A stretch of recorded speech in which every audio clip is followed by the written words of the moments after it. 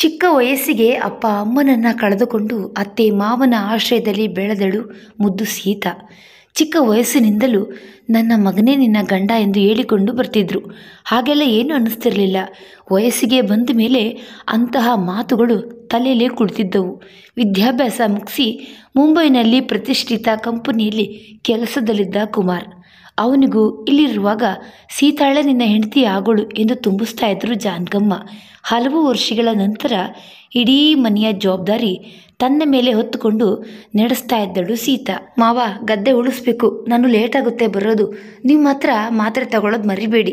ಅತ್ತೆ, ಹೊಲದ ಹತ್ರ ಊಟ ಕೊಟ್ಟು ಕಳಿಸ್ಬಿಡಿ ಎಂದು ಆತುರವಾಗಿ ಓಡಿದಳು. ಅವಳ ಅವಸರ ನೋಡಿದಾಗ ಸಣ್ಣದಾಗಿ ಗದರುತ್ತಾ, ಏ ನಿಧಾನ ಕಣೆ, ಬಿದ್ಬಿಟ್ಟಿಯಾ? ಮಧ್ಯಾಹ್ನ ಕೆಂಪನ ಕೈಲಿ ಕೊಟ್ಕಳಿಸ್ತೀನಿ ಹೋಗು ಎಂದರು ಜಾನಕಮ್ಮ. ಸ್ವರಗಿದ ಧ್ವನಿಯಲ್ಲಿ, ಜಾನಕಿ, ನಿನ್ನ ಮಗ ಮುಂಬೈಗೆ ಹೋಗಿ 7 ವರ್ಷ ಆಯಿತು. ವರ್ಷಕ್ಕೆ 1 ಬಾರಿ ಯುಗಾದಿ ಹಬ್ಬಕ್ಕೆ ಬಿಟ್ಟರೆ ಅವನ ಮುಖದ ದರ್ಶನವೇ ಇಲ್ಲ. ಅಪ್ಪ ಅಮ್ಮನಿಗೆ ವಯಸ್ಸಾದ ಕಾಲಕ್ಕೆ ಇಲ್ಲಿದ್ದು ಜಮೀನು ಮನೆ ನೋಡ್ಕೊಂಡಿರೋದು ಬಿಟ್ಟು ಅಷ್ಟು ದೂರ ಹೋಗಿ ದುಡಿಯೋ ಅವಶ್ಯಕತೆ ಏನಿದೆ? ಆ ಮಗಿನ ಇನ್ನು ಎಷ್ಟು ವರ್ಷ ಅಂತ ಮನೇಲೆ ಇಟ್ಕೊಳ್ಳೋಕ್ಕಾಗುತ್ತೆ? ನೀನು ಅವನಿಗೆ ಸರಿಯಾಗಿ ಬುದ್ಧಿ ಹೇಳು. ನಮಗೂ ಮೊಮ್ಮಕ್ಕಳನ್ನ ನೋಡಬೇಕು ಅನ್ನೋ ಆಸೆ ಇರೋದಿಲ್ವೇನು?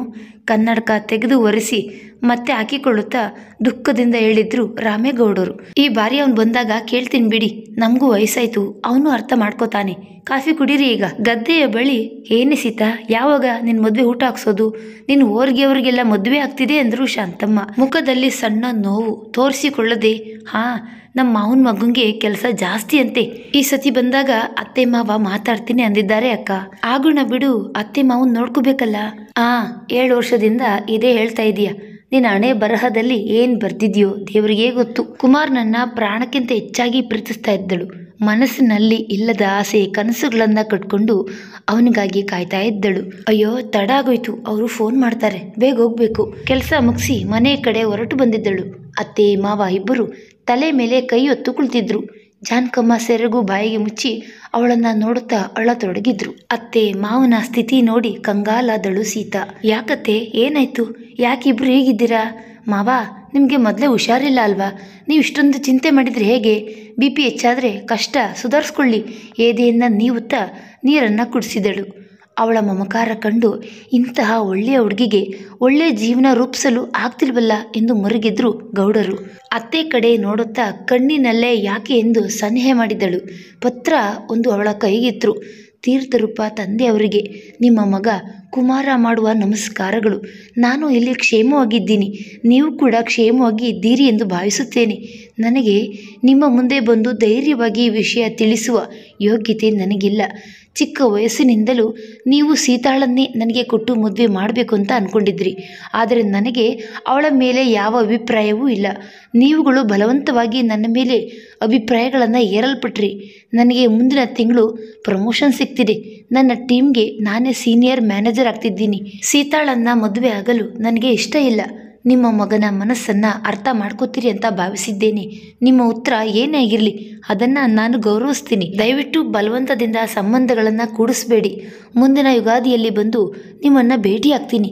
ಸೀತಾಳಿಗೆ ಊರಿನಲ್ಲೇ ಒಂದು ಒಳ್ಳೆಯ ಸಂಬಂಧವನ್ನು ನೋಡಿ ನಿಶ್ಚಯಿಸಿ. ಮದುವೆ ಖರ್ಚನ್ನು ನಾನೇ ನಿಭಾಯಿಸ್ಕೊಳ್ತೀನಿ. ನಿಮ್ಮ ಮತ್ತು ತಾಯಿಯವರಿಗೆ ನನ್ನ ಕ್ಷಮಾಪಣೆಗಳು. ಸೀತಾ ಪ್ರಬುದ್ಧತೆ ಉಳ್ಳ ಹೆಣ್ಣು, ಅರ್ಥ ಮಾಡ್ಕೋತಾಳೆ ಅಂದ್ಕೊಂಡಿದ್ದೀನಿ. ಇಂತಿ ನಿಮ್ಮ ಮಗ ಕುಮಾರ. ಪತ್ರ ಓದುವಾಗ ಅವಳ ಕೈ ನಡುಗುತ್ತಿತ್ತು. ಕೊನೆಯ ಸಾಲುಗಳನ್ನು ಓದುತ್ತಾ ತನ್ನ ಮನಸ್ಸಿನಲ್ಲಿದ್ದ ಭಾವನೆಗಳನ್ನೆಲ್ಲ ಒಂದೇ ಬಾರಿ ಈಟಿಯಿಂದ ಅಚ್ಚೊಚ್ಚಿದಂತೆನಿಸ್ತು. ಅತ್ತೆ ಮಾವನ ಮುಂದೆ ತೋರಿಸ್ಕೊಳ್ಳದೆ ತನ್ನನ್ನು ತಾನೇ ಸಂಭಾಳಿಸುತ್ತಾ ಬಲವಂತದ ನಗು ತಂದುಕೊಂಡು ಅವರೆಡೆ ನೋಡಿದ್ದಳು. ಅವರುಗಳು ಅವಳ ಮುಖವನ್ನು ನೋಡುವ ಮೊದಲೇ ತಲೆ ತಗ್ಗಿಸಿ ನಿಂತಿದ್ರು. ಅತ್ತೆ ಮಾವ, ಈಗ ಏನಾಯ್ತು ಅಂತ ಇಬ್ರು ಹೀಗಿರೋದು? ಚಿಕ್ಕ ವಯಸ್ಸಿನಿಂದಲೇ ಅವನೇ ನಿನ್ನ ಗಂಡ ಅಂತ ಹೇಳಿದ್ರಿ. ನಾನು ಅವ್ರ ಮನಸ್ಸಿನಲ್ಲೂ ಇದ್ದೀನಿ ಅಂತ ಅಂದ್ಕೊಂಡಿದ್ದೆ. ಆದರೆ ಬಲವಂತವಾಗಿ ಯಾರನ್ನೂ ಕೂಡಿಸಲು ಆಗೋದಿಲ್ಲ. ನನಗೇನು ಕಮ್ಮಿ ಇದೆ ಹೇಳಿ? ನೋಡೋಕೆ ಚೆನ್ನಾಗಿಲ್ವಾ? ಅತ್ತೆ, ಕುಮಾರ್ ಮಾಮಂಗೆ ನನಗಿಂತ ಒಳ್ಳೆ ಹುಡುಗಿ ಸಿಗ್ತಾಳೆ ಬಿಡಿ. ಹೆಚ್ಚಾಗಿ ಇದರ ಬಗ್ಗೆ ಯೋಚನೆ ಮಾಡಬೇಡಿ. ನನಗೆ ನಿಮ್ಮಿಬ್ಬರ ಆರೋಗ್ಯ ಮತ್ತು ಸಂತೋಷನೇ ಮುಖ್ಯ. ಅಪ್ಪ ಅಮ್ಮನನ್ನು ಕಳೆದುಕೊಂಡಿರುವ ನನಗೆ ನೀವೇ ನನಗೆ ಎಲ್ಲ ಅಂತ ಅಂದ್ಕೊಂಡಿದ್ದೀನಿ. ದಯವಿಟ್ಟು ಈಗಿರಬೇಡಿ. ಮಾವನ ಮುಖ ಇನ್ನೂ ಬಾಡಿದ್ದನ್ನು ನೋಡಿ ದೀರ್ಘ ಉಸಿರನ್ನು ಎಳೆದುಕೊಂಡು, ಆಯಿತು ಮಾವ, ನೀವು ಯಾವ ಹುಡುಗನನ್ನು ನೋಡ್ತಿರೋ ಅದೇ ಹುಡುಗನನ್ನು ಮದುವೆ ಆಗ್ತೀನಿ, ಸಂತೋಷನಾ? ಅವಳ ಮಾತು ಕೇಳಿ ಇಬ್ಬರ ಮುಖದಲ್ಲೂ ತಿಳಿ ನಗೆ ಮೂಡಿತು. ಹೋಗಲಿ ಬಿಡು ಮಗ, ನಾವು ಏನೇನೋ ಕನಸುಗಳನ್ನು ಕಟ್ಕೊಂಡಿದ್ವಿ. ಅವನಿಗೆ ಇಷ್ಟ ಇಲ್ಲ ಅಂದಮೇಲೆ ಬಲವಂತವಾಗಿ ಯಾಕೆ ಮಾಡೋದು? ನೀನು ಒಪ್ಪಿದೆಯಲ್ಲ, ಅಷ್ಟೇ ಸಾಕು. ನೋಡ್ತಾ ಇರು, ಇಡೀ ಹತ್ತೂರಲ್ಲೇ ಯಾರೂ ಆ ತರಹ ಮದುವೆ ಮಾಡಿರಬಾರ್ದು. ಒಬ್ಬ ಒಳ್ಳೆಯ ಹುಡುಗನನ್ನೇ ತಂದು ಮದುವೆ ಮಾಡ್ತೀನಿ. ಏನು ಹೇಳ್ತೀಯ ಜಾನಕಿ? ಜಾನಕಮ್ಮನವರಿಗೆ ಸಮಾಧಾನವಾಗಲಿಲ್ಲ. ಎಲ್ಲದಕ್ಕೂ ಹೊಂದಿಕೊಂಡು ಹೋಗುವ ಶಾಂತ ಸ್ವಭಾವದೊಳಾದ ಸೀತಾ ನನ್ನ ಸೊಸೆಯಾಗ್ತಾಳೆ ಅಂತ ಎಷ್ಟೋ ಕನಸುಗಳನ್ನು ಕಟ್ಟಿದ್ರು. ಮಗ ಅವರ ಆಶಾ ಗೋಪುರವನ್ನೇ ಬೆಳೆಸಿದ್ದ. ನಿಜವಾಗ್ಲೂ ತುಂಬ ಬೇಜಾರಾಗ್ತಿದೆ ಸೀತಾ. ನಿನ್ನಂತಹ ಮುದ್ದು ಹೆಣ್ಮಗಳು ನನ್ನ ಮನೆಗೆ ಸೊಸೆ ಆಗ್ತಾಳೆ ಅಂತ ಎಷ್ಟೋ ಕನಸುಗಳನ್ನು ಕಟ್ಟಿದ್ದೆ. ಆದರೆ ಯಾರ ಮನೆ ಬೆಳಗ್ತೀಯೋ ನನಗಂತೂ ಗೊತ್ತಿಲ್ಲ. ಅವರು ತುಂಬ ಪುಣ್ಯ ಮಾಡಿದ್ದಾರೆ ನಿನ್ನನ್ನು ಸೊಸೆಯಾಗಿ ಪಡೆಯಲು. ಅತ್ತೆಯ ಮಾತಿಗೆ ಶುಷ್ಕ ನಗೆ ಬೀರುತ್ತಾ, ಸರಿ ಸರಿ, ನಾಳೆ ಬಿತ್ತನೆ ಕೆಲಸ ಶುರು ಮಾಡಬೇಕು. ಸ್ವಲ್ಪ ಕೆಲಸ ಇದೆ, ಗೋಡೌನ್ ಕಡೆ ಹೋಗಿ ಬರ್ತೀನಿ. ನೀವಿಬ್ಬರು ಅದನ್ನೇ ನೆನೆಸ್ಕೊಂಡು ಯೋಚನೆ ಮಾಡಬೇಡಿ. ಗೋಡೌನ್ ಕಡೆ ನಡೆದಳು. ಸೀತಾಳ ಮನಸ್ಸು ಒಡೆದು ಹೋಗಿತ್ತು. ಇದೆಲ್ಲ ಇಷ್ಟೊತ್ತು ನಡೆದೇ ಇಲ್ಲ ಎನ್ನುವಂತೆ ಕುಳಿತಿದ್ದಳು. ತಕ್ಷಣ ವಾಸ್ತವಕ್ಕೆ ಬಂದು, ಇಲ್ಲ, ಇದೇ ವಾಸ್ತವ, ಇದನ್ನು ನಾನು ಅರ್ಥೈಸ್ಕೊಳ್ಬೇಕು ಎಂದುಕೊಳ್ಳುತ್ತಾ ಸುಮ್ಮನೆ ಒಂದೇ ಜಾಗದಲ್ಲಿ ಕುಳಿತುಬಿಟ್ಟಳು. ಕಣ್ಣಿನಿಂದ ಆಶ್ರುಧಾರೆ ಹರಿಯುತ್ತಲೇ ಇತ್ತು. ಯಾಕೆ ಮಾವ, ನಿನಗೆ ನಿಜವಾಗ್ಲೂ ನನ್ನ ಮೇಲೆ ಪ್ರೀತಿನೇ ಇಲ್ವಾ? ಯುಗಾದಿ ಹಬ್ಬಕ್ಕೆ ಬಂದಾಗಲೆಲ್ಲ ನನಗೂ ಸೇರಿ ಬಟ್ಟೆ ತರ್ತಿದ್ದನ್ನು ನೋಡಿ ನಿನಗೆ ನನ್ನ ಮೇಲೆ ಪ್ರೀತಿ ಇದೆ ಅಂತ ಅಂದ್ಕೊಂಡಿದ್ದೆ. ಆದರೆ ಅಳುತ್ತಾ ಅಳುತ್ತಾ ಮುದುಡಿ ಕುಳಿತ ಜಾಗದಲ್ಲೇ ನಿದ್ರೆಗೆ ಜಾರಿದಳು. ಜಾನಕಮ್ಮನವರು ಸಂಕಟದಲ್ಲೇ ಅಡುಗೆ ಮಾಡಿಟ್ಟು ಧಾರಾವಾಹಿ ನೋಡುವ ಮನಸ್ಸಿಲ್ಲದೆ ತೊಟ್ಟಿ ಮನೆಯ ಕೆಳ ಮೆಟ್ಟಿಲಲ್ಲಿ ಕುಳಿತು ಗೌಡರ ಜೊತೆ ಮಾತುಗಳಿದ್ರು. ಅಲ್ಲ ಅಂದರೆ ಸೀತಾನೇ ನಮ್ಮ ಸೊಸೆ ಅಂತ ಚಿಕ್ಕ ವಯಸ್ಸಿನಿಂದಲೇ ಹೇಳಿ ಆ ಮಗಿನ ತಲೆಯಲ್ಲಿ ತುಂಬಿಟ್ಟಿದ್ದು. ಇವು ನೋಡಿದರೆ ಬೇಡ ಅಂತಿದ್ದಾನೆ. ಊರಿನಲ್ಲಿ ಇರೋರಿಗೆಲ್ಲ ವಿಷಯ ಗೊತ್ತು. ಅದಕ್ಕೆ ಯಾರು ಹೆಣ್ಣು ಕೇಳೋಕೆ ಹತ್ರನೇ ಬಂದಿಲ್ಲ. ಈಗ ಬೇರೆ ಹುಡುಗನನ್ನು ನೋಡಿದರೆ ಎಲ್ಲ ಯಾವ ಥರನಾಗಿ ಮಾತಾಡ್ಕೊಳ್ತಾರೋ ಭಯ ಆಗ್ತಿದೆ ಕಣ್ರಿ. ಒಂದು ಹುಡುಗಿ ಬಾಳಿನ ವಿಷಯ, ನಾವು ಹುಷಾರಾಗಿ ಹೆಜ್ಜೆ ಇಡಬೇಕು. ಒಳ್ಳೆ ಕಡೆ ಸಂಬಂಧ ನೋಡಿ ಒಳ್ಳೆ ಮನೆಗೆ ಸೇರಿಸ್ಬಿಡ್ಬೇಕು. ಆ ಮಗ 20 ವರ್ಷ ಈ ಮನೆಗೆ ಜೀವ ತೆದ್ದೋಳೆ, ಅವಳಿಗೆ ಅನ್ಯಾಯ ಆಗೋಕೆ ಬಿಡಬಾರ್ದು. ಏನಂತೀರಾ? ಗಾಢವಾಗಿ ಯೋಚಿಸುತ್ತಾ ಗೌಡರು, ಹೌದು ಜಾನಕಿ, ನೀನು ಹೇಳೋದು ಸರಿನೇಯ. ನಿನ್ನ ಮಗ ರಾಯ ನೆಟ್ಟಗಿದ್ದಿದ್ರೆ ಈ ಸಂಕಟ ಎಲ್ಲ ಯಾಕಿರ್ತಿತ್ತು? ಬಾ, ಏನೋ ದೊಡ್ಡದಾಗಿ ಓದ್ಕೊಂಡಿದ್ದೀನಿ, ಹಳ್ಳಿಲಿ ಇರೋಕ್ಕಾಗಲ್ಲ, ಮುಂಬೈಗೆ ಹೋಗ್ತೀನಿ ಅಂದ. ಹೀಗೆ ನೋಡಿದ್ರೆ ಜಾಡಿಸಿ ಎದೆ ಗೊದ್ಬಿಟ್ಟ. ಆ ಮಗಿನ ಮುಖ ನೋಡಿದ್ರೆ ಸಂಕಟ ಉಕ್ಕಿ ಬರುತ್ತೆ ಹೇಳುತ್ತಾ ಕನ್ನಡಕ ತೆಗೆದು ಕಣ್ಣೀರನ್ನು ಒರೆಸಿಕೊಂಡ್ರು. ಹಾಗಿದ್ದು ಆಗಲಿ ಜಾನಕಿ, ಊರಿನವರು 1000 ಮಾತಾಡಲಿ, ಒಳ್ಳೆ ಕಡೆ ಸಂಬಂಧ ನೋಡಿ ಆ ಮಗಿನ ಒಳ್ಳೆ ಮನೆಗೆ ಸೇರಿಸ್ಬಿಡ್ತೀನಿ. ಬ್ರೋಕರ್ ನಿಂಗಣ್ಣಗೆ ಫೋಟೋ ಕಳಿಸಿ ಒಳ್ಳೆಯ ಬೆಂಗಳೂರಿನಲ್ಲಿ ಶ್ರೀಮಂತ ಮನೆತನದ ಹುಡುಗನನ್ನೇ ನೋಡೋಣ. ಎಷ್ಟು ವರದಕ್ಷಿಣೆ ಕೇಳಿದ್ರೂ ಪರವಾಗಿಲ್ಲ. ಇಬ್ಬರೂ ಬೇರೆ ಮದುವೆ ಬಗ್ಗೆ ಯೋಚಿಸಿದ್ರೆ ಹೊರತು ನನ್ನ ಮಗನ ಹೆಸರಿನ ಜೊತೆ ಅವಳ ಹೆಸರು ಸೇರಿದೆ. ಮುಂದಿನ ಭವಿಷ್ಯ, ಅವಳ ಮನಸ್ಸಿನ ಮೇಲೆ ಆಗಿರುವ ಪರಿಣಾಮ ಅಂದಾಜಿಸಲು ಹೋಗಲಿಲ್ಲ ಅವರು. ಹೋಗು, 8 ಗಂಟೆ ಆಯ್ತಾ ಬಂತು. ಅದೇನು ಮಾಡ್ತಾ ಇದ್ದಾಳೋ ಮಗ, ಕರ್ಕೊಂಡು ಬರೋಗು. ಗೋಡೌನ್ ಬಾಗಿಲಿಗೆ ಬಂದು ನಿಂತ ಜಾನಕಮ್ಮನವರು ಸೀತಾಳಿಗಾಗಿ ಎಲ್ಲೆಡೆ ಹುಡುಕಿದ್ರು. ಭತ್ತದ ಸಾಲು ಮೂಟೆಗಳ ಹಿಂದೆ ಮೂಲೆಯಲ್ಲಿ ಮುದುಡಿ ಮಲಗಿಬಿಟ್ಟಿದ್ದಳು. ಅವರ ಮುಂದೆ ಅವಳು ನೋವನ್ನು ತೋರಿಸ್ಕೊಳ್ದೇ ಇದ್ರೂ ಕಣ್ಣೀರಿನ ಕಲೆಗಳು ಸಾಕ್ಷಿಯಾಗಿ ಹೇಳ್ತಿದ್ದವು. ಅವಳನ್ನ ನೋಡುತ್ತಲೇ ಸಂಕಟ ಹುಕ್ಕಿ ಬಂದಿತ್ತು. ಸೀತಾ, ಸೀತಾ ಮೆಲ್ಲನೆ ಕರೆದ್ರು. ಕಣ್ಣು ಬಿಟ್ಟು ತನ್ನ ಅತ್ತೆಯನ್ನ ನೋಡುತ್ತಾ ತಡಬಡಿಸಿ ಎದ್ದು ಮುಂದಲೆನ್ನ ಸವರಿಕೊಳ್ಳುತ್ತಾ, ತುಂಬಾ ಸುಸ್ತಾಗೋಗಿತ್ತು ಅತ್ತೆ, ಇಲ್ಲೇ ಮಲ್ಕೊಂಡ್ಬಿಟ್ಟಿದ್ದೆ. ಊಟ ಮಾಡಿದ್ರ ನೀವು? ಮಾವನಿಗೆ ಮಾತ್ರೆ ಕೊಟ್ರಾ? ಅವಸರಿಸುತ್ತಿದ್ದಳು. ಅವಳ ಆ ಮನಸ್ಸನ್ನು ಅರಿತ ಜಾನಕಮ್ಮನವರು ಒಂದೇ ಸಮನೆ ಮಾತಾಡ್ತಾ ಇದ್ದವಳನ್ನ ಎದೆಗೆ ಒತ್ತುಕೊಂಡ್ರು. ನಿನ್ನನ್ನು ನಾನು ಎತ್ತಿಲ್ಲ ಅಷ್ಟೇ ಕಣೆ. ನಿನ್ನ ತಾಯಿ ಅಲ್ಲದೆ ಇದ್ರೂ ನಿನ್ನ ಸಂಕಟ ನನಗೆ ಅರ್ಥ ಆಗುತ್ತೆ. ನೀನೇನು ಯೋಚನೆ ಮಾಡಬೇಡ. ನಿನ್ನನ್ನು ಒಳ್ಳೆ ಮನೆಗೆ ಸೇರಿಸ್ತೀವಿ. ಬಾ, ಊಟ ಮಾಡೋಣ. ಮುನ್ನಡೆದ್ರು. ಅವರ ಮಾತಿಗೆ ಒಂದು ಶುಷ್ಕ ನಗೆ ಬೀರುತ್ತಾ ಅವರ ಹಿಂದೆ ಹೋದಳು. ಬೆಳ್ಳಂಬೆಳಗ್ಗೆ ಯಾರೋ ಬಾಗಿಲು ಬಡಿಯುವ ಸದ್ದು. ಸೀತಾಳೆ ಎದ್ದು ಬಂದು ಬಾಗಿಲನ್ನು ತೆರೆದಳು. ಸೀತಾ, ಚೆನ್ನಾಗಿದ್ದೀಯೇನಮ್ಮ? ಅವಳಿಗೆ ಯಾರೆಂದೇ ಗೊತ್ತಾಗದೆ ಅವರನ್ನೇ ದಟ್ಟಿಸಿದಳು. ಏನಮ್ಮ, ಇಷ್ಟುದ್ದ ಬೆಳೆದ್ಬಿಟ್ಟಿದ್ದೀಯಾ? ಯಾರು ಅಂತ ಗೊತ್ತಾಗ್ಲಿಲ್ವಾ? ನಾನು ಬ್ರೋಕರ್ ನಿಂಗಣ್ಣ. ನಿಮ್ಮ ಮಾವ ಅವರು ಇವತ್ತು ನನಗೆ ಬರೋಕೆ ಹೇಳಿದ್ರು. ಎದ್ದಿದ್ದಾರಾ ನಿಮ್ಮ ಮಾವ? ಇನ್ನೂ ಇಲ್ವಾ? ಹೇಳುತ್ತಾ ಬಂದು ಮರದ ಸೋಫಾದ ಮೇಲೆ ಕುಳಿತರು. ಅವರನ್ನು ಕರೆಸಿದ ಕಾರಣ ಸೀತಾಳಿಗೆ ತಿಳಿದಿತ್ತು. ದೀರ್ಘವಾದ ಉಸಿರನ್ನು ಹೊರಹಾಕುತ್ತಾ ಬಚ್ಚಲ ಮನೆ ಕಡೆ ನಡೆದಳು. ಬನ್ನಿ ನಿಂಗಣ್ಣ, ಚೆನ್ನಾಗಿದ್ದೀರಾ? ಜಾನಕಿ, ಕಾಫಿ ತಗೊಂಡು ಬಾ, ಸ್ವಾಗತಿಸಿದ್ರು ಗೌಡರು. ಇದೇನು ಗೌಡ್ರೆ, ಬೆಳಗ್ಗೆ ಎದ್ದ ತಕ್ಷಣ ನಮ್ಮ ಮನೆಗೆ ಬಂದ್ಬಿಡು ಅಂತ ಹೇಳಿದ್ರಿ, ಏನು ವಿಷಯ?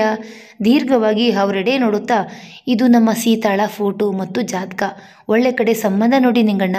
ವರದಕ್ಷಿಣೆ ಎಷ್ಟು ಕೇಳಿದ್ರೂ ಪರವಾಗಿಲ್ಲ, ಒಳ್ಳೆಯ ಮನೆತನ, ಒಳ್ಳೆ ಜನ ಆಗಿರಬೇಕು ಎಂದರು. ಅವರನ್ನೇ ಆಶ್ಚರ್ಯದಿಂದ ದಿಟ್ಟಿಸುತ್ತಾ, ಇದೇನು ಗೌಡ್ರೆ ಹೀಗೆ ಹೇಳ್ತಿದ್ದೀರಾ? ನಿಮ್ಮ ಮಗ ಕುಮಾರನಿಗೆ ಅಲ್ವಾ ಸೀತಾನ ಕೊಟ್ಟು ಮದುವೆ ಮಾಡ್ತೀನಿ ಅಂತ ಅಂದ್ಕೊಂಡಿದ್ದು? ಇದ್ದಕ್ಕಿದ್ದಂಗೆ ಏನಾಯಿತು? ಅಷ್ಟರಲ್ಲಿ ಜಾನಕಮ್ಮ ಕಾಫಿ ಹಿಡಿದು ಬಂದರು. ತಡ ಬಡಿಸುತ್ತಿದ್ದ ಗಂಡನ ಕಡೆ ನೋಡಿದವರು ಸಂಸಾರ ಗುಟ್ಟು ವ್ಯಾಧಿರಟ್ಟು ಎಂದ್ಕೊಂಡವರು, ಏನಿಲ್ಲ ನಿಂಗಣ್ಣ ಅವರೇ, ಅವನಿಗೆ ಈಗಲೇ ಮದುವೆ ಆಗೋಕೆ ಇಷ್ಟ ಇಲ್ವಂತೆ. ನಾನು ದೊಡ್ಡ ಓದಿದ್ದೀನಿ, ನನಗೆ ಇಲ್ಲಿ ಪ್ರಮೋಷನ್ ಸಿಕ್ಕಿದೆ ಅಂದ. ಅದು ಅಲ್ಲದೆ ವಯಸ್ಸಿಗೆ ಬಂದಿರುವ ಹುಡುಗಿನ ಎಷ್ಟು ದಿನ ಅಂತ ಮನೇಲಿ ಇಟ್ಕೊಳ್ಳೋಕ್ಕಾಗುತ್ತೆ ಹೇಳಿ? ಈಗಾಗಲೇ ನಮ್ಮ ಸೀತಾಳಿಗೆ 20 ವರ್ಷ, ಅದಕ್ಕೆ ಅವನು ಇನ್ನೂ 5 ವರ್ಷ ಕಾಯಿರಿ ಅಂತ ಹೇಳ್ತಿದ್ದಾನೆ. ಅಷ್ಟು ವರ್ಷ ನಮ್ಮ ಸೀತಾನ ಮನೇಲಿ ಇಟ್ಕೊಳ್ಳೋಕ್ಕಾಗುತ್ತಾ? ಹೆಣ್ಮಕ್ಳಿಗೆ ಆ ವಯಸ್ಸಿನಲ್ಲಿ ಮದುವೆ ಆದ್ರೇ ಚಂದ. ಏನು ಹೇಳ್ತೀರಿ? ಇದು ನಮ್ಮ ಸೀತಾಳ ಫೋಟೋ ಮತ್ತು ಜಾತಕ. ಒಳ್ಳೆ ಕಡೆ ಸಂಬಂಧ ನೋಡಿ ನಿಂಗಣ್ಣ, ಕೊಡೋದು ತಗೊಳ್ಳೋದು ಚೆನ್ನಾಗಿ ನೋಡ್ಕೋತೀವಿ, ಅದರಲ್ಲಿ ಅನುಮಾನ ಬೇಡ ಎಂದರು ಜಾನಕಮ್ಮ. ಆಯಿತು ಅಮ್ಮೋರೆ, ಒಳ್ಳೆ ಕಡೆ ಸಂಬಂಧನೇ ನೋಡ್ತೀನಿ ಬೇಡಿ. ಸದ್ಯಕ್ಕೆ ನಿಮ್ಮ ಮನೆತನಕ್ಕೆ ಹೊಂದುವ ಯಾವುದೇ ಸಂಬಂಧ ಇಲ್ಲ. ನಾಳೆ ನಾಡಿದ್ದರಲ್ಲಿ ಬಂದು ಭೇಟಿ ಮಾಡ್ತೀನಿ. ಕಾಫಿ ಕುಡಿದು ಮನೆಯಿಂದ ಹೊರಟ್ರು. ಮಾವ, ನೀವು ತಿಂಡಿ ತಿಂದು ಮಾತ್ರೆ ತಗೊಳ್ಳೋದು ಮರಿಬೇಡಿ. ನನಗಿವತ್ತು ಬಿತ್ತನೆ ಕೆಲಸ ತುಂಬ ಇದೆ, ಹೋಗಿ ಬರ್ತೀನಿ. ಹೋದವಳ ಮುಖವನ್ನೇ ದಿಟ್ಟಿಸ್ತಾ ಇದ್ರು ಗೌಡರು. ಮನಸ್ಸಿನಲ್ಲಿ ಈ ಮಗ ಇಷ್ಟೊಂದು ನೋವು ಮಾಡಿಕೊಂಡು ನಮ್ಮ ಮುಂದೆ ಚೆನ್ನಾಗಿರೋ ಥರ ನಾಟಕ ಆಡ್ತಿದೆ. ಯಾಕೆ ಭಗವಂತ ನಮ್ಗೆ ಈ ಕಷ್ಟ? ಗದ್ದೆ ಕಡೆ ಬಂದವಳಿಗೆ ಕೆಲಸ ಶುರು ಮಾಡಲು ಮನಸ್ಸಿಲ್ಲದೆ ಒಂದೆಡೆ ಸುಮ್ಮನೆ ಕುಳಿತಳು. ನಾನು ಯಾಕೆ ಹೀಗಿರಬೇಕು? ನನ್ನಿಂದ ಅತ್ತೆ ಮಾವನವರ ಮನಸ್ಸಿಗೆ ನೋವಾಗಬಾರ್ದು.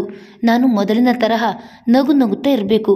ಆಗೋದೆಲ್ಲ ಒಳ್ಳೆಯದಕ್ಕೆ ಅಂತಾರಲ್ಲ, ಜೀವನದಲ್ಲಿ ಬಂದದ್ದನ್ನು ಸ್ವೀಕರಿಸುತ್ತಾ ಹೋಗಬೇಕು. ಮತ್ತೆ ನನ್ನ ಮನಸ್ಸಿನಲ್ಲಿ ಪ್ರೀತಿಗೆ ಜಾಗವಿಲ್ಲ. ಕಲ್ಲು ಮನಸ್ಸು ಮಾಡ್ಕೋಬೇಕು. ಇನ್ನು ಏನಿದ್ರೂ ಅತ್ತೆ ಮಾವನವರಿಗೋಸ್ಕರವೇ ಜೀವನ ಸಾಗಿಸ್ಬೇಕು ಎಂದು ದೃಢವಾದ ನಿರ್ಧಾರ ಕೈಗೊಂಡಳು. 2 ದಿನದ ನಂತರ ನಿಧಾನವಾಗಿ ಊರಲ್ಲೆಲ್ಲ ಸುದ್ದಿ ಹಬ್ಬಿತು. ಒಬ್ಬೊಬ್ಬರು ಒಂದೊಂದು ರೀತಿ ಮಾತಾಡ್ಕೋತಾ ಇದ್ರು. ಅವಳ ಕಿವಿಗೆ ಕೆಲವು ವಿಷಯಗಳು ಬಿದ್ದರೂ ಕಲ್ಲು ಮನಸ್ಸು ಮಾಡಿಕೊಂಡಿದ್ದ ಕಾರಣ ಹೆಚ್ಚು ತಲೆ ಕೆಡಿಸ್ಕೊಳ್ಳದೆ ತನ್ನ ಕೆಲಸವನ್ನು ತಾನು ಮಾಡ್ಕೋತಾ ಇದ್ದಳು. ವಿಷಯ ನಾಲಿಗೆಯಿಂದ ನಾಲಿಗೆ ತಲುಪುತ್ತಾ ಬೇರೆ ರೀತಿಯಲ್ಲಿ ಹಬ್ಬಿಬಿಟ್ಟಿತ್ತು. ನೀರು ಹಿಡಿಯಲು ಬಂದ ಲಕ್ಷ್ಮಮ್ಮ, ಏನು ಶಾಂತಮ್ಮ, ಗೌಡ್ರ ಮನೆ ವಿಷಯ ಗೊತ್ತಾಯ್ತಾ? ಏನೋ ಕುಮಾರ ಆ ಸೀತಾನ ಬೇಡ ಅಂತ ಅನ್ನಂತೆ. ಅಲ್ಲ, ಇಷ್ಟು ದಿನ ಅವಳೇ ನಮ್ಮ ಸೊಸೆ ಅಂತ ಅಂತಿದ್ರು. ಇದ್ದಕ್ಕಿದ್ದಂಗೆ ಅದೇನಾಯ್ತಪ್ಪ? ನಾ ಬೇರೆ ಕಾಣೆ. ಅಯ್ಯೋ, ನಾನು ಮೊನ್ನೆ ಗದ್ದೆ ಹತ್ರ ಆ ಹುಡುಗಿನ ಕೇಳಿದೆ. ನಮ್ಮ ಮಾವ ಮುಂದಿನ ಸಲ ಊರಿಂದ ಬಂದ ತಕ್ಷಣವೇ ಮಾತಾಡ್ತಾರೆ, ನಮ್ಮ ಅತ್ತೆ ಮಾವ ಅಂದ್ಲು ಕಣವ. ಪಾಪ, ಅದು ಬೇರೆ ತಬ್ಲಿ ಹುಡುಗಿ. ಅವ್ವ ಅಪ್ಪ ಮಗ ಸೇರಿಕೊಂಡು ಗಾಣದ ಹೆತ್ತು ಥರ ಇಷ್ಟು ದಿನ ದುಡಿಸ್ಕೊಂಡ್ರು. ಹೀಗೇನೋ ಒಂದು ಕಾರಣ ಹೇಳಿ ಮನೆಯಿಂದ ಸಾಗಾಗ್ತಿದ್ದಾರೆ ಅಷ್ಟೇ. ಪಾಪ, ಒಳ್ಳೆ ಹುಡುಗಿ ನಮ್ಮ ಸೀತಾ. ಹೀಗಾಗಬಾರ್ದಾಗಿತ್ತು.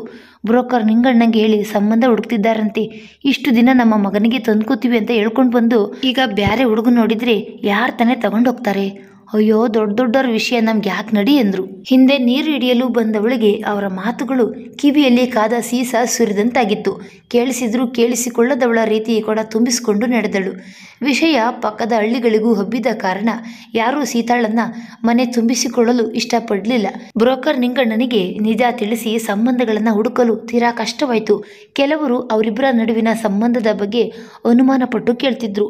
ಇನ್ನು ಕೆಲವರು ವಿಷಯ ತಿಳಿದ್ರೂ ಕೂಡ ಊರಿನವರಿಗೆಲ್ಲ ಗೊತ್ತಿದ್ದ ಕಾರಣ ಬೇಡ ಎನ್ನುತ್ತಿದ್ರು. ಹಳ್ಳಿಗಳಲ್ಲಿ ಹುಡುಕುವ ಬದಲು ಬೆಂಗಳೂರಿನಲ್ಲಿ ಹುಡುಕಿದ್ರೆ ಹೇಗೆ ಎಂದು ಕೆಲವರ ನಂಬರನ್ನು ಪಡೆದು ಹುಡುಗನನ್ನ ನೋಡಲು ಹೋದ್ರು ನಿಂಗಣ್ಣ. ಇಷ್ಟರಲ್ಲೇ ಶುಭ ಸುದ್ದಿ ಕಾದಿತ್ತು.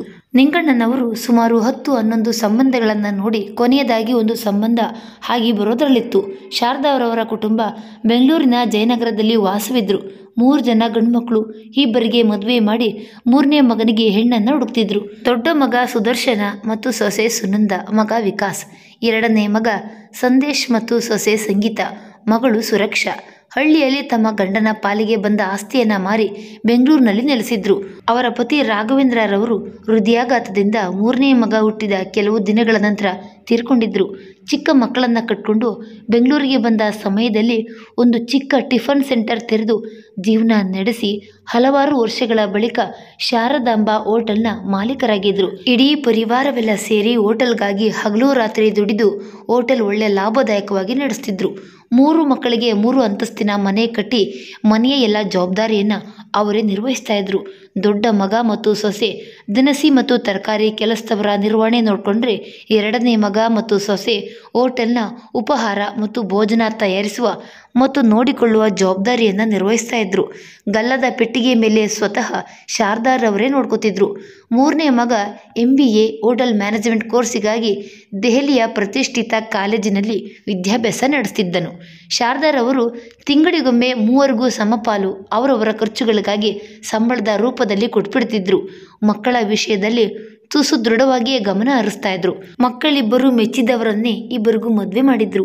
ಸಹಜವಾಗಿ 3 ಗಂಡು ಮಕ್ಕಳ ತಾಯಿಯಾಗಿ ಸೊಸೆಯಂದಿರು ಬಂದ ಮೇಲೆ ನಾವೇ ಸಾಯುವವರೆಗೂ ಸಾಯಬೇಕು ಎನ್ನುವ ಮನಸ್ಥಿತಿ ಹೊಂದಿದ್ರು. ಹಾಗಾಗಿ ತುಸು ಹೆಚ್ಚೇ ವರದಕ್ಷಿಣೆ ರೂಪದಲ್ಲದೆ ಬೇರೆ ರೀತಿ ಹಣ ವಸೂಲಿ ಮಾಡ್ಕೊಳ್ತಾ ಇದ್ರು. 3ನೇ ಮಗ ಸಮರ್ ತನ್ನ ವಿದ್ಯಾಭ್ಯಾಸ ಮುಗಿಸಿ ಇಷ್ಟರಲ್ಲೇ ಬರೋನಿದ್ದ. ಬಂದ ಕೂಡಲೇ ಮದುವೆ ಮಾಡಿ ಹೋಟೆಲ್ ಜವಾಬ್ದಾರಿ 3 ಒಪ್ಪಿಸಿ ತಾನು ವಿಶ್ರಾಂತಿ ತೆಗೆದುಕೊಳ್ಳಬೇಕು ಎಂದ್ಕೊಂಡಿದ್ರು. ಬ್ರೋಕರ್ ನಿಂಗಣ್ಣನವರು ಅವರ ಸ್ನೇಹಿತರಿಂದ ಶಾರದಾರವರ ನಂಬರ್ ಪಡೆದು ಅವರ ಬಳಿ ಮಾತಾಡಲು ಬಂದಿದ್ರು. ಬೆಲ್ ಸದ್ದು ಕೇಳಿಸ್ತು. ಅವರ ಹಿರಿಯ ಸೊಸೆ ಸುನಂದ ಬಾಗ್ಲನ್ನು ತೆರೆದ್ರು. ನೀವು? ನಮಸ್ತೆ ತಾಯಿ, ನನ್ನ ಹೆಸರು ನಿಂಗಣ್ಣ. ಶಾರದಾ ಅವರನ್ನು ನೋಡಬೇಕಾಗಿತ್ತು.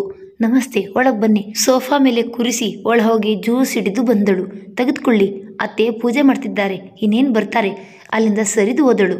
ನಿಂಗಣ್ಣನವರು ಒಮ್ಮೆ ಮನೆ ಕಡೆ ಕಣ್ಣು ಹಾಯಿಸಿ ಪರವಾಗಿಲ್ಲ ಜೋರಾಗಿ ಇದ್ದಾರೆ ಅಂದುಕೊಂಡು ಜ್ಯೂಸ್ ಕುಡಿದು ಮುಗಿಸುವ ವೇಳೆಗೆ ಹಾಲ್ನ ಕಡೆ ನಡೆದುಕೊಂಡು ಬಂದ ಶಾರದಾ ಅವರನ್ನ ಕಂಡು ಎದ್ದು ನಿಂತು ನಮಸ್ಕಾರ ಎಂದರು. ಮುಖದಲ್ಲಿ ಇದ್ದ ಗರ್ವ ನೋಡಿ ತುಸು ಹೆಚ್ಚಿಗೆ ಕೇಳ್ತಾರೇನೋ ಅಂದ್ಕೊಂಡ್ರು. ನಮಸ್ಕಾರ. ನಿಂಗಣ್ಣ ಅಂದರೆ ನೀವೇನಾ? ಹೌದು ತಾಯಿ, ನನ್ನ ಹೆಸರು ನಿಂಗಣ್ಣ. ನನ್ನ ಮಗ ಸಮರ್ ದೆಹಲಿಯಲ್ಲಿ ಹೋಟೆಲ್ ಮ್ಯಾನೇಜ್ಮೆಂಟ್ ಕೋರ್ಸನ್ನು ಮುಗಿಸಿ ಮುಂದಿನ ತಿಂಗಳು ಬರ್ತಾ ಇದ್ದಾನೆ.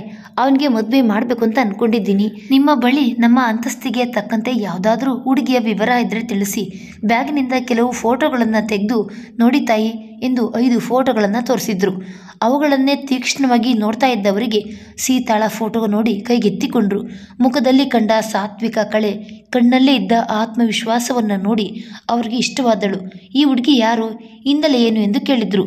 ಈ ಹುಡುಗಿಯ ಹೆಸರು ಸೀತಾ ತಾಯಿ. ಅಪ್ಪ ಅಮ್ಮ ಇಲ್ಲ, ಚಿಕ್ಕ ವಯಸ್ಸಿನಲ್ಲಿಯೇ ತೀರಿ ಹೋದ್ರು. ಅವರ ಅತ್ತೆ ಮಾವನೇ ಅವಳನ್ನು ಬೆಳೆಸಿ ಸಾಕಿದ್ದು. ಕೆಲಸದಲ್ಲಿ ಬಹು ಚುರುಕು. ಅವರ ಅತ್ತೆ ಮಾವನನ್ನು ನೋಡಿಕೊಂಡು ಅವರ ಜಮೀನನ್ನು ನೋಡ್ಕೋತಾ ಇದ್ದಾಳೆ. ಆದರೆ ಏನು ಆದರೆ ಅದು ಚಿಕ್ಕ ವಯಸ್ಸಿನಿಂದಲೇ ಸೀತಾಳನ್ನು ತಮ್ಮ ಮಗ ಕುಮಾರ್ಗೆ ಕೊಟ್ಟು ಮದುವೆ ಮಾಡಬೇಕು ಅಂತ ಅಂದ್ಕೊಂಡಿದ್ರು. ಅವನಿಗೆ ಏನೋ ಪ್ರಮೋಷನ್ ಸಿಕ್ಕಿದೆಯಂತೆ ಮುಂಬೈನಲ್ಲಿ. ಇನ್ನು 5 ವರ್ಷಗಳ ಕಾಲ ಮದುವೆ ಆಗುವುದಿಲ್ಲ ಎಂದ. ಮದುವೆ ವಯಸ್ಸಿಗೆ ಬಂದ ಹುಡುಗಿಯನ್ನು ಎಷ್ಟು ದಿನ ಅಂತ ಇಟ್ಕೊಳ್ಳೋದು ಎಂದು ಮದುವೆ ಮಾಡಲು ನೋಡ್ತಿದ್ದಾರೆ ತಾಯಿ. ಆದರೆ ಯೋಚಿಸುವ ಅವಶ್ಯಕತೆ ಇಲ್ಲ. ಗೌಡರು ತುಂಬ ಅನುಕೂಲಸ್ಥರು. ಕೊಟ್ಟು ತೆಗೆದುಕೊಳ್ಳುವುದನ್ನು ಚೆನ್ನಾಗಿ ನೋಡ್ಕೋತಾರೆ. ಕೊಟ್ಟು ತೆಗೆದುಕೊಳ್ಳುವುದು ಚೆನ್ನಾಗೇ ನೋಡ್ಕೋತಾರೆ ಎಂಬ ಮಾತನ್ನು ಕೇಳಿ ಇಷ್ಟೊತ್ತು ಆ ಸಂಬಂಧ ಬೇಡ ಎಂದು ಅಂದುಕೊಳ್ತಾ ಇದ್ದವರು ಆ ಹುಡುಗಿಯ ಹೆಸರಿನಲ್ಲಿ ಏನಾದರೂ ಇದೆಯಾ ಎಂದು ಕೇಳಿದರು. ಅವರ ತಂದೆಯ ಆಸ್ತಿಯೆಲ್ಲ ಅವಳಿಗೆ ಸೇರುತ್ತೆ ತಾಯಿ. ಹುಡುಗಿ ಮಾತ್ರ ಅಪರಂಜಿ. ನಿಜ ಹೇಳಬೇಕೆಂದ್ರೆ ನಮ್ಮ ಊರಿನಲ್ಲಿ ಅವಳಂತಹ ಹುಡುಗಿ ಯಾರೂ ಇಲ್ಲ. ಸರಿ, ಹಾಗಾದರೆ ಮುಂದಿನ ವಾರ ಹುಡುಗಿಯನ್ನು ನೋಡಲು ಬರ್ತೀವಿ. ಆದರೆ ನಮ್ಮ ಮಗ ಮಾತ್ರ ಬರೋದಿಲ್ಲ. ಮಕ್ಕಳು ಮತ್ತು ಸೊಸೆಯಂದಿರು ಬರ್ತೀವಿ. ಇದು ನನ್ನ ಮಗನ ಫೋಟೋ ಎಂದು ಹೇಳಿದರು. ಹುಡುಗಿ ಮತ್ತು ಮನೆಯವರು ನಮಗೆ ಹಾಗೆ ಬಂದರೆ ಮುಂದೆ ಮುಂದುವರಿಯೋಣ. ತುಂಬ ಸಂತೋಷ ತಾಯಿ, ನೀವೇನು ಯೋಚನೆ ಮಾಡಬೇಡಿ. ತುಂಬ ಅನುಕೂಲಸ್ಥರಾದ್ದರಿಂದ ಮದುವೆ ಚೆನ್ನಾಗಿ ಮಾಡಿಕೊಡ್ತಾರೆ ಎಂದು ಹೊರಟರು. ನೇರವಾಗಿ ಗೌಡರ ಮನೆಗೆ ಬಂದ ನಿಂಗಣ್ಣನವರು ಕೈ ಚೀಲದಿಂದ ಫೋಟೋವನ್ನು ಅವರ ಕೈಗೆ ಕೊಡುತ್ತಾ, ಗೌಡ್ರೆ, ಇದು ಹುಡುಗನ ಫೋಟೋ. ಹೆಸರು ಸಮರ್ಥ್ ಅಂತ. ತುಂಬ ಅನುಕೂಲವಾಗಿದ್ದಾರೆ. ಬೆಂಗಳೂರಿನಲ್ಲಿ ಜಯನಗರದಲ್ಲಿ ಸುಮಾರು 30 ವರ್ಷದಿಂದ ಇದ್ದಾರೆ. ಸ್ವಂತ ಒಂದು ಹೋಟೆಲ್ಲೂ ಇದೆ. ಶಾರದಾ ಅವರಿಗೆ 3 ಗಂಡು ಮಕ್ಕಳು. ಅದರಲ್ಲಿ 2ರಿಗೆ ಮದುವೆ ಮಾಡಿದ್ದಾರೆ. ಕಡೆಯವನಿಗೆ ಈಗ ಹೆಣ್ಣು ನೋಡ್ತಾ ಇರುವುದು. ಹುಡುಗ ಡೆಲ್ಲಿಲಿ ಹೋಟೆಲ್ ಮ್ಯಾನೇಜ್ಮೆಂಟ್ ಕೋರ್ಸ್ ಮಾಡ್ತಿದ್ದಾನಂತೆ. ಮುಂದಿನ ತಿಂಗಳು ಮುಗಿಸ್ಕೊಂಡು ಮನೆಗೆ ಬರ್ತಿದ್ದಾನೆ. ಅದಕ್ಕೆ ಹುಡುಗ ಮುಂದಿನ ವಾರ ಬರ್ತಿಲ್ಲ. ನೀವು ಏನು ಅನ್ಕೊಳ್ಳೋದಿಲ್ಲ ಅಂತ ಬನ್ನಿ ಅಂತ ಮಾತು ಕೊಟ್ಟು ಬಂದಿದ್ದೀನಿ. ಜಾನಕಮ್ಮನವರು ಹಾಗೂ ಗೌಡರು ಇಬ್ಬರು ಮುಖ ನೋಡಿಕೊಳ್ಳುತ್ತಾ, ಪರವಾಗಿಲ್ಲ ನಿಂಗಣ್ಣ, ಬರಲಿ ಬಿಡಿ. ಹೇಗೋ ನಮ್ಮ ಸೀತಾಗೆ ಒಳ್ಳೆ ಮನೆ ಸಿಕ್ಕಿದ್ರೆ ಸಾಕು. ಆದರೂ ಹುಡುಗ ಒಂದು ಸಲ ಬಂದರೆ ಚೆನ್ನಾಗಿರ್ತಿತ್ತು ಎಂದರು ಜಾನಕಮ್ಮ. ಮೊದಲು ಹುಡುಗನ ಮನೆಯವರು ಬಂದು ಹೋಗ್ಲಿ ತಾಯಿ. ಇಬ್ಬರ ಜಾತಕ ಕೂಡಿ ಹಾಗೆ ಬಂದರೆ ಹುಡುಗನನ್ನು ಇನ್ನೊಂದು ಸಲ ಕರ್ಕೊಂಡು ಬನ್ನಿ ಅಂತ ಹೇಳೋಣ. ಏನಂತೀರಾ? ಆಯಿತು ನಿಂಗಣ್ಣ, ಬರೋ ಕೇಳಿ. ಮನೆಗೆ ಬಂದ ಸೀತಾಳಿಗೆ ಮುಂದಿನ ವಾರ ಗಂಡಿನ ಕಡೆಯವರು ಬರ್ತಾ ಇರೋದನ್ನು ತಿಳಿಸಿದ್ರು. ಅವಳ ಮುಖದಲ್ಲಿ ಯಾವ ಬದಲಾವಣೆಯೂ ಆಗಲಿಲ್ಲ. 1 ವಾರದ ನಂತರ ಹುಡುಗನ ಮನೆಯವರು ಸೀತಾಳನ್ನ ನೋಡಲು ಹೊರಟರು. ಮನೆಯಲ್ಲಿ ಸಂಭ್ರಮ ತುಂಬಿತ್ತು. ಜಾನಕಮ್ಮನವರ ತಂಗಿ ಸುಶೀಲಾರವರು ಬಂದಿದ್ರು. ಸೀತಾ ತಗೋ, ಇವತ್ತು ಈ ಸೀರೆ ಉಡ್ಕೋ. ಹಾಗೆ ಇದೆಲ್ಲ ನಿಮ್ಮಮ್ಮನ ಒಡವೆಗಳು, ಇದನ್ನೆಲ್ಲ ಹಾಕೊಂಡ್ಬಿಡು. ಏನೊಂದು ಮಾತಾಡದೆ ಕೊಟ್ಟ ಸೀರೆ ಮತ್ತು ಒಡವೆಗಳನ್ನು ಹಿಡಿದು ತನ್ನ ರೂಮಿಗೆ ಬಂದಳು. ಮುಖದಲ್ಲಿ ಯಾವ ಸಂತೋಷವೂ ಕಾಣ್ತಿಲ್ಲ. ಅವಳನ್ನು ಕಂಡ ಸುಶೀಲಾರವರು, ಏನೇ ಸೀತಾ, ಇನ್ನು ಕುಮಾರನನ್ನೇ ಮನಸ್ಸಲ್ಲಿ ಇಟ್ಕೊಂಡಿದ್ದೀಯಾ? ಗಂಡಿನ ಕಡೆಯವರು ಬರ್ತಿದ್ದಾರೆ ಅನ್ನೋ ಸಂತೋಷವೇ ಕಾಣ್ತಿಲ್ವಲ್ಲೇ? ಅವರ ಮಾತಿಗೆ ಶುಷ್ಕವಾಗಿ ನಕ್ಕು, ಆ ಥರ ಏನಿಲ್ಲ ಅತ್ತೆ. ನಾನು ಮದುವೆಯಾಗಿ ಹೋಗ್ಬಿಟ್ರೆ ಅತ್ತೆ ಮಾವನ್ನ ಯಾರು ನೋಡ್ಕೋತಾರೆ ಅಂತ ಯೋಚನೆ ಮಾಡ್ತಿದ್ದೀನಿ. ಅವಳು ಯೋಚಿಸುವ ಪರಿ ಕಂಡು ಬೆರಗಾದರು ಸುಶೀಲಾರವರು. ಹುಟ್ಟಿದ ಮೇಲೆ ಹೆಣ್ಣು ಗಂಡನ ಮನೆ ಸೇರಲೇಬೇಕು. ಅವ್ರ ಬಗ್ಗೆ ಯಾಕೆ ಅಷ್ಟೊಂದು ಯೋಚನೆ ಮಾಡ್ತೀಯಾ? ಅವ್ರ ಮಗ ಇಲ್ವಾ? ಬಂದು ನೋಡ್ಕೋತಾನೆ ಬಿಡು, ನಾವೆಲ್ಲ ಅವ್ರನ್ನ ಚೆನ್ನಾಗಿ ನೋಡ್ಕೋತೀವಿ. ನೀನು ಈ ಥರ ಮುಖ ಮಾಡ್ಕೊಂಡಿದ್ರೆ ಹುಡುಗಿಗೆ ಮದುವೆ ಇಷ್ಟ ಇಲ್ಲ ಅಂತ ನಾನಾ ರೀತಿ ಅನ್ಕೋತಾರೆ. ಸ್ವಲ್ಪ ನಗು ಮುಖ ತಂದಿಡ್ಕೊ, ಅರ್ಥ ಆಯ್ತಾ ನಾನು ಹೇಳಿದ್ದು? ಬೇಗ ರೆಡಿಯಾಗಿ ಬಾ. ಬರೋರಿಗೆ ಉಪ್ಪಿಟ್ಟು ಮತ್ತು ಕೇಸರಿ ಬಾತು ತಯಾರಿಸ್ತಾ ಇದ್ರು ಜಾನಕಮ್ಮನವರು. ಸೀತಾ ರೆಡಿಯಾದ್ಲ ನೋಡು ಸುಶೀಲಾ, ಈ ಸಂಬಂಧ ಆಗಿ ಬಂದರೆ ಸಾಕು. ನಮ್ಮನೆ ಬೆಳಗ್ಬೇಕಾದವಳು ಇನ್ಯಾರದೋ ಮನೆಗೆ ಹೋಗ್ತಿದ್ದಾಳೆ. ನಿಟ್ಟುಸಿರಿಟ್ಟರು ಜಾನಕಮ್ಮ. ಗಂಡಿನವರ ಕಾರು ಬಂದು ಮನೆಯ ಮುಂದೆ ನಿಲ್ಲುತ್ತಲೇ ಬ್ರೋಕರ್ ನಿಂಗಣ್ಣನವರು ಸ್ವಾಗತಿಸಿದ್ರು. ಮನೆಯನ್ನ ದಿಟ್ಟಿಸಿ ನೋಡುತ್ತಾ ಒಳ ಬಂದರು ಶಾರದಾ ಅವರು. ಮೇಲ್ಮಹಡಿಯನ್ನ ಹೊಂದಿ ದೊಡ್ಡ ದೊಡ್ಡ ಕಂಬಗಳನ್ನ ಒಳಗೊಂಡು ತೊಟ್ಟಿ ಮನೆಯ ರೀತಿ ಹೊಸ ವಿನ್ಯಾಸದಲ್ಲಿ ಮನೆಯನ್ನ ಕಟ್ಟಿಸಿಕೊಂಡಿದ್ರು. ಇದೆಲ್ಲ ಸೀತಾಳ ಯೋಜನೆಯೇ ಆಗಿತ್ತು. ಬಂದವರನ್ನ ಮರದ ಸೋಫಾದಲ್ಲಿ ಕೂರಿಸುತ್ತಾ ಬ್ರೋಕರ್ ನಿಂಗಣ್ಣನವರು ಮಾತು ಶುರು ಮಾಡಿದ್ರು. ತಾಯಿ, ಇವರ ಹೆಸರು ರಾಮೇಗೌಡರು, ಅವರ ಹೆಂಡತಿ ಜಾನಕಮ್ಮ, ಇವರು ಅವರ ತಂಗಿ ಸುಶೀಲಾ, ಜಾನಕಮ್ಮನವರ ಅಣ್ಣನ ಮಗಳೇ ನಮ್ಮ ಸೀತಾ ಎಂದು ಎಲ್ಲರ ಪರಿಚಯ ಮಾಡಿಕೊಟ್ರು. ಮನೆ ಅಂಗಳವನ್ನೆಲ್ಲ ಒಮ್ಮೆ ನೋಡುತ್ತಾ ಮುಖದ ಬಿಗಿ ಸ್ವಲ್ಪ ಸಡಿಲಗೊಳಿಸಿ ಎಲ್ಲ ಕಡೆಗೆ ನೋಡಿ ಕಿರು ನಕ್ರು. ಇವರು ನನ್ನ ಮಕ್ಕಳು ಮತ್ತು ನನ್ನ ಸೊಸೆಯಂದಿರು ಮತ್ತು ಮೊಮ್ಮಕ್ಕಳು. ಸಮರ್ಥ್ ಮುಂದಿನ ತಿಂಗಳು ಬರ್ತಾನೆ. ನಾನು ಹಾಕಿದ ಗೆರೆ ಇಂದು ದಾಟುವುದಿಲ್ಲ. ಹುಡುಗಿ ನಮಗೆ ಇಷ್ಟವಾದರೆ ಅವನು ಬಂದ ಬಳಿಕವೇ ಒಮ್ಮೆ ಕಳಿಸ್ಕೊಡ್ತೀವಿ. ಕುಡಿಯಲು ಅವರಿಗೆಲ್ಲ ನೀರು ಮತ್ತು ಜ್ಯೂಸನ್ನು ತಂದು ಕೊಟ್ಟರು ಜಾನಕಮ್ಮನವರು. ರಾಮೇಗೌಡರು ಜಾನಕಮ್ಮನವರಿಗೆ ಸೀತಾಳನ್ನ ಕರೆದುಕೊಂಡು ಬರಲು ತಿಳಿಸಿದ್ರು. ಕನ್ನಡಿಯ ಮುಂದೆ ಕುಳಿತಿದ್ದವಳು ನಿಜವಾಗಿಯೂ ನಿರ್ಜೀವ ಗೊಂಬೆಯಾಗಿದ್ದಳು. ಜಾನಕಮ್ಮನವರು ಕರೆದ ತಕ್ಷಣ ನಿಟ್ಟುಸಿರೊಂದನ್ನು ಬಿಟ್ಟು ಮುಖದ ಮೇಲೆ ಬಲವಂತದ ಕಿರು ನಗು ತಂದುಕೊಳ್ಳುತ್ತಾ ಉಪ್ಪಿಟ್ಟು ಮತ್ತು ಕೇಸರಿ ಬಾತನ್ನು ಹಿಡಿದು ಅವರಿಗೆಲ್ಲ ನೀಡಿ ತನ್ನ ಅತ್ತೆಯ ಪಕ್ಕ ಬಂದು ನಿಂತಳು. ಅಡಿಯಿಂದ ಮುಡಿಯವರೆಗೂ ಸೀತಾಳನ್ನ ನೋಡಿ ಬೆಲೆ ಕಣ್ಣಲ್ಲೇ ಅಂದಾಜಿಸಿ ಫೋಟೋಗಿಂತ ಬಹಳ ಮುದ್ದಾಗಿಯೇ ಕಂಡಳು. ಶಾರದಾರವರು ಮನದಲ್ಲೇ ಲೆಕ್ಕಾಚಾರ ಹಾಕುತ್ತಾ ಮನೆ ಕೂಡ ಅನುಕೂಲವಾಗಿ ಇರುವುದು ನೋಡಿ, ಬೇಕಾದ ರೀತಿ ಬಳಸ್ಕೊಳ್ಬೋದು ಎಂದುಕೊಂಡು ಹುಡುಗಿ ನಮಗೆ ಒಪ್ಪಿಯಾಗಿದ್ದಾಳೆ. ಇದು ನನ್ನ ಮಗನ ಜಾತಕ, ನಿಮ್ಮ ಹುಡುಗಿಯ ಜಾತಕ ಕೊಡಿ. ಒಮ್ಮೆ ಜಾತಕವನ್ನು ಕೇಳಿ ಕೂಡಿ ಬಂದರೆ ನಿಮಗೆ ಒಪ್ಪಿಗೆಯನ್ನು ತಿಳಿಸ್ತೀವಿ ಎಂದು ಹೊರಟರು. ಜಾನಕಮ್ಮನವರು ಬಂದವರಿಗೆಲ್ಲ ಅರಿಶಿನ ಕುಂಕುಮ ತಾಂಬೂಲವನ್ನು ಕೊಟ್ಟು ಬೀಳ್ಕೊಟ್ರು. ಗಂಡಿನ ಮನೆಯವರು ಹೊರಟಿದ್ರು. ಎಲ್ಲರೂ ಒಂದೆಡೆ ಕುಳಿತು ಮಾತಾಡ್ತಿದ್ರು. ಜಾನಕಿ, ಸಂಬಂಧದ ಬಗ್ಗೆ ನನಗೇನು ಅನಿಸ್ತಿದೆ? ನನ್ಗೆ ಯಾಕೋ ಅವಮ್ಮನ ಮುಖ ಬಿಗಿ ನೋಡ್ತಿದ್ರೆ ಘಾಟಿ ಅವರೇ ಅನಿಸಲ್ವಾ? 3 ಜನ ಗಂಡು ಮಕ್ಕಳನ್ನ ಎತ್ತೊಳ್ಳಲ್ವೇ ಬಾವ? ಅಷ್ಟು ಬಿಗಿ ಇಲ್ಲದೆ ಇದ್ದಾತೆ ದನಿಗುಡ್ಸಿದ್ರು ಸರೋಜಮ್ಮ. ಹುಡುಗನನ್ನು ಕೂಡ ಕರ್ಕೊಂಡು ಬಂದು ನೋಡ್ಕೊಂಡು ಹೋಗಿದ್ದಿದ್ರೆ ಆಗಿರೋದು. ಯಾಕೋ ಮನಸ್ಸಿಗೆ ಸಮಾಧಾನನೇ ಅನ್ನಿಸ್ತಿಲ್ಲ ಕಣ್ರಿ. ಆದರೂ ಅವಮ್ಮ ಅಷ್ಟೊಂದು ಬಿಗಿ ಮಖದಲ್ಲಿದ್ದು ನೋಡಿ ಚೂರು ದಿಗಿಲಾಗಿದ್ದು ನಿಜನೆಯ. ಇನ್ನು ಹುಡುಗ ಹೆಂಗೋ ಏನೋ ಕೊಂಚ ದಿಗಿಲಾದ್ರು ಜಾನಕಮ್ಮ. ಏನಕ್ಕ ಹಿಂಗಂತೀಯ? ಹುಡುಗ ಚೆನ್ನಾಗಿ ಓದ್ಕೊಂಡವನೇ, ಅದಕ್ಕಿಂತ ಹೆಚ್ಚಾಗಿ ದಿಲ್ಲಿಯಲ್ಲಿದ್ದು ಬಂದವನು ಅಂತಿದ್ದಾರೆ. ಹುಡುಗ ಒಳ್ಳೆಯವನೇ ಬಿಡು, ಅದರಲ್ಲಿ 2 ಮಾತಿಲ್ಲ. ಹಳ್ಳಿಲೇ ಹುಟ್ಟಿ ಬೆಳೆದಿರೋ ಇವಳಿಗೆ ಅಷ್ಟು ಓದ್ಕೊಂಡಿರೋ ಹುಡುಗ ಸಿಗ್ತಾ ಇರೋದೇ ಹೆಚ್ಚು. ತೊಟ್ಟಿ ಮನೆಯ ಮೆಟ್ಟಿಲಿನ ಮೇಲೆ ಕುಳಿತಿದ್ದ ಸೀತಾಳ ಮುಖ ನೋಡಿ ಹೇಳಿದ್ರು. ತಮಗೂ ಒಬ್ಳು ಹೆಣ್ಮಗಳು ಇರುವ ಕಾರಣ ಅಕ್ಕ ಬಾವ ಹೇಗೋ ಅನುಕೂಲವಾಗಿದ್ದಾರೆ. ನನ್ನ ಮಗಳಿಗೂ ಒಳ್ಳೆ ಕಡೆ ಸಂಬಂಧ ನೋಡಿ ಅವರೇ ಖರ್ಚು ಮಾಡಿ ಮದುವೆ ಮಾಡ್ತಾರೆ. ಹೇಗೂ ಇವರಿಗೆ ಹೆಣ್ಮಕ್ಳಿಲ್ವಲ್ಲ ಎಂದುಕೊಂಡು ಆಸೆ ಪಡ್ತಿದ್ರು. ನನ್ಗೆ ಯಾಕೋ ಸಮಾಧಾನ ಆಗ್ತಿಲ್ಲ ಕಣವ. ಹುಡುಗನು ನೋಡಿ ಒಪ್ಪಿದ್ರೆ ಆಗಿರೋದು. ಜಾನಕಿ, ನಾಳೆ ನೀನು ಸೀತಾ ಇಬ್ರು ಮನೆ ದೇವ್ರಿಗೆ ಹೋಗಿ ಹಣ್ಣುಕಾಯಿ ಮಾಡಿಸ್ಕೊಂಡು ಬನ್ನಿ. ಹಾಗೆ ಬುದ್ಧಿಗಳ ಹತ್ರ ಜಾತಕ ತೋರಿಸ್ಕೊಂಡು ಬನ್ರಿ. ಅದರಂತೆಯೇ ಮನೆ ದೇವರು ಲಕ್ಷ್ಮೀ ನರಸಿಂಹಸ್ವಾಮಿ ದೇವಸ್ಥಾನಕ್ಕೆ ಹೋಗಿ ಪೂಜೆ ಮಾಡಿಸ್ಕೊಂಡು ಪುರೋಹಿತರನ್ನ ಕಾಣಲು ಹೊರಟರು. ಜಾನಕಮ್ಮನವರು ಮೈ ತುಂಬ ಸೆರಗನ್ನ ಹೊತ್ಕೊಂಡು ನಮಸ್ಕಾರ ಬುದ್ಧಿ ಎಂದು ಕಾಲಿಗೆ ನಮಸ್ಕಾರ ಮಾಡಿ ಸೀತಾಳಿಗೂ ನಮಸ್ಕಾರ ಮಾಡಲು ಹೇಳಿದ್ರು. ಬುದ್ಧಿ, ನಮ್ಮ ಸೀತಾಗೆ ಒಳ್ಳೆ ಸಂಬಂಧ ಆಗಿ ಬಂದದೆ. ಇದು ಹುಡುಗ ಹುಡುಗಿ ಜಾತಕ ಒಸಿ ನೋಡಿ ಹೆಂಗದೆ ಅಂತ ಹೇಳ್ಬೇಡಿ. ಇಬ್ಬರ ಜಾತಕವನ್ನು ನೋಡುತ್ತಾ ಕವಡೆ ಹಾಕಿ ಕೈ ಬೆರಳುಗಳನ್ನು ಎಣಿಸಿ ಜಾತಕ ಏನೋ ಚೆನ್ನಾಗೇ ಇದೆ, ಆದರೆ ಈ ಹುಡುಗಿಯ ಹಣೆಯಲ್ಲಿ ಆ ಹುಡುಗನ ಹೆಸರು ಬರ್ದಿಲ್ಲ ಕಣವ ಎಂದರು ಸೀತಾಳ ಮುಖವನ್ನೇ ದಿಟ್ಟಿಸುತ್ತಾ. ಆಶ್ಚರ್ಯಚಕಿತರಾದ್ರು ಜಾನಕಮ್ಮ. ಇದೇನು ಬುದ್ಧಿ ಹಿಂಗನ್ಬಿಟ್ರಿ? ಹುಡುಗ ಒಳ್ಳೆ ಓದ್ಕೊಂಡಿದ್ದಾನೆ, ಸ್ವಂತ ಹೋಟ್ಲು ಕೂಡ ಅದೇ. ಒಸಿ ಸರಿಯಾಗಿ ನೋಡಿ ಹೇಳಿ ಬುದ್ಧಿ. ಅವಳ ಹಣೆ ಬರಹದಲ್ಲಿ ಏನಿದೆಯೋ ಅದೇ ಆಗುತ್ತದೆ. ದಯವಿಚ್ಚೆ ಬದಲಿಸಲು ನಾನ್ಯಾರು? ಜಾತಕ ಚೆನ್ನಾಗೇ ಇದೆ, ಹೋಗಿ ಬನ್ನಿ ಎಂದರು. ಜಾನಕಮ್ಮನವರು ಸಂತೋಷದ ಮುಂದೆ ನಡೆದ್ರೆ ಸೀತಾಳನ್ನ ಸ್ವಲ್ಪ ಬಾಯಿಲಿ ಎಂದು ಕರೆದ್ರು. ನೋಡು ಮಗು, ಜೀವನದಲ್ಲಿ ಕಷ್ಟ ಸುಖ ಎರಡೂ ಇರುತ್ತೆ. ಆದರೆ ನಿನ್ನ ಜೀವನದಲ್ಲಿ ಮುಂದೆ ನೀನೆಂದು ಹೇಳದ ಪರಿಸ್ಥಿತಿ ಬಂದು ನಿಲ್ಲಬಹುದು. ಅಂತಹ ಪರಿಸ್ಥಿತಿಯನ್ನು ಧೈರ್ಯವಾಗಿ ಎದುರಿಸಬೇಕು, ಮೆಟ್ಟಿ ನಿಲ್ಲಬೇಕು.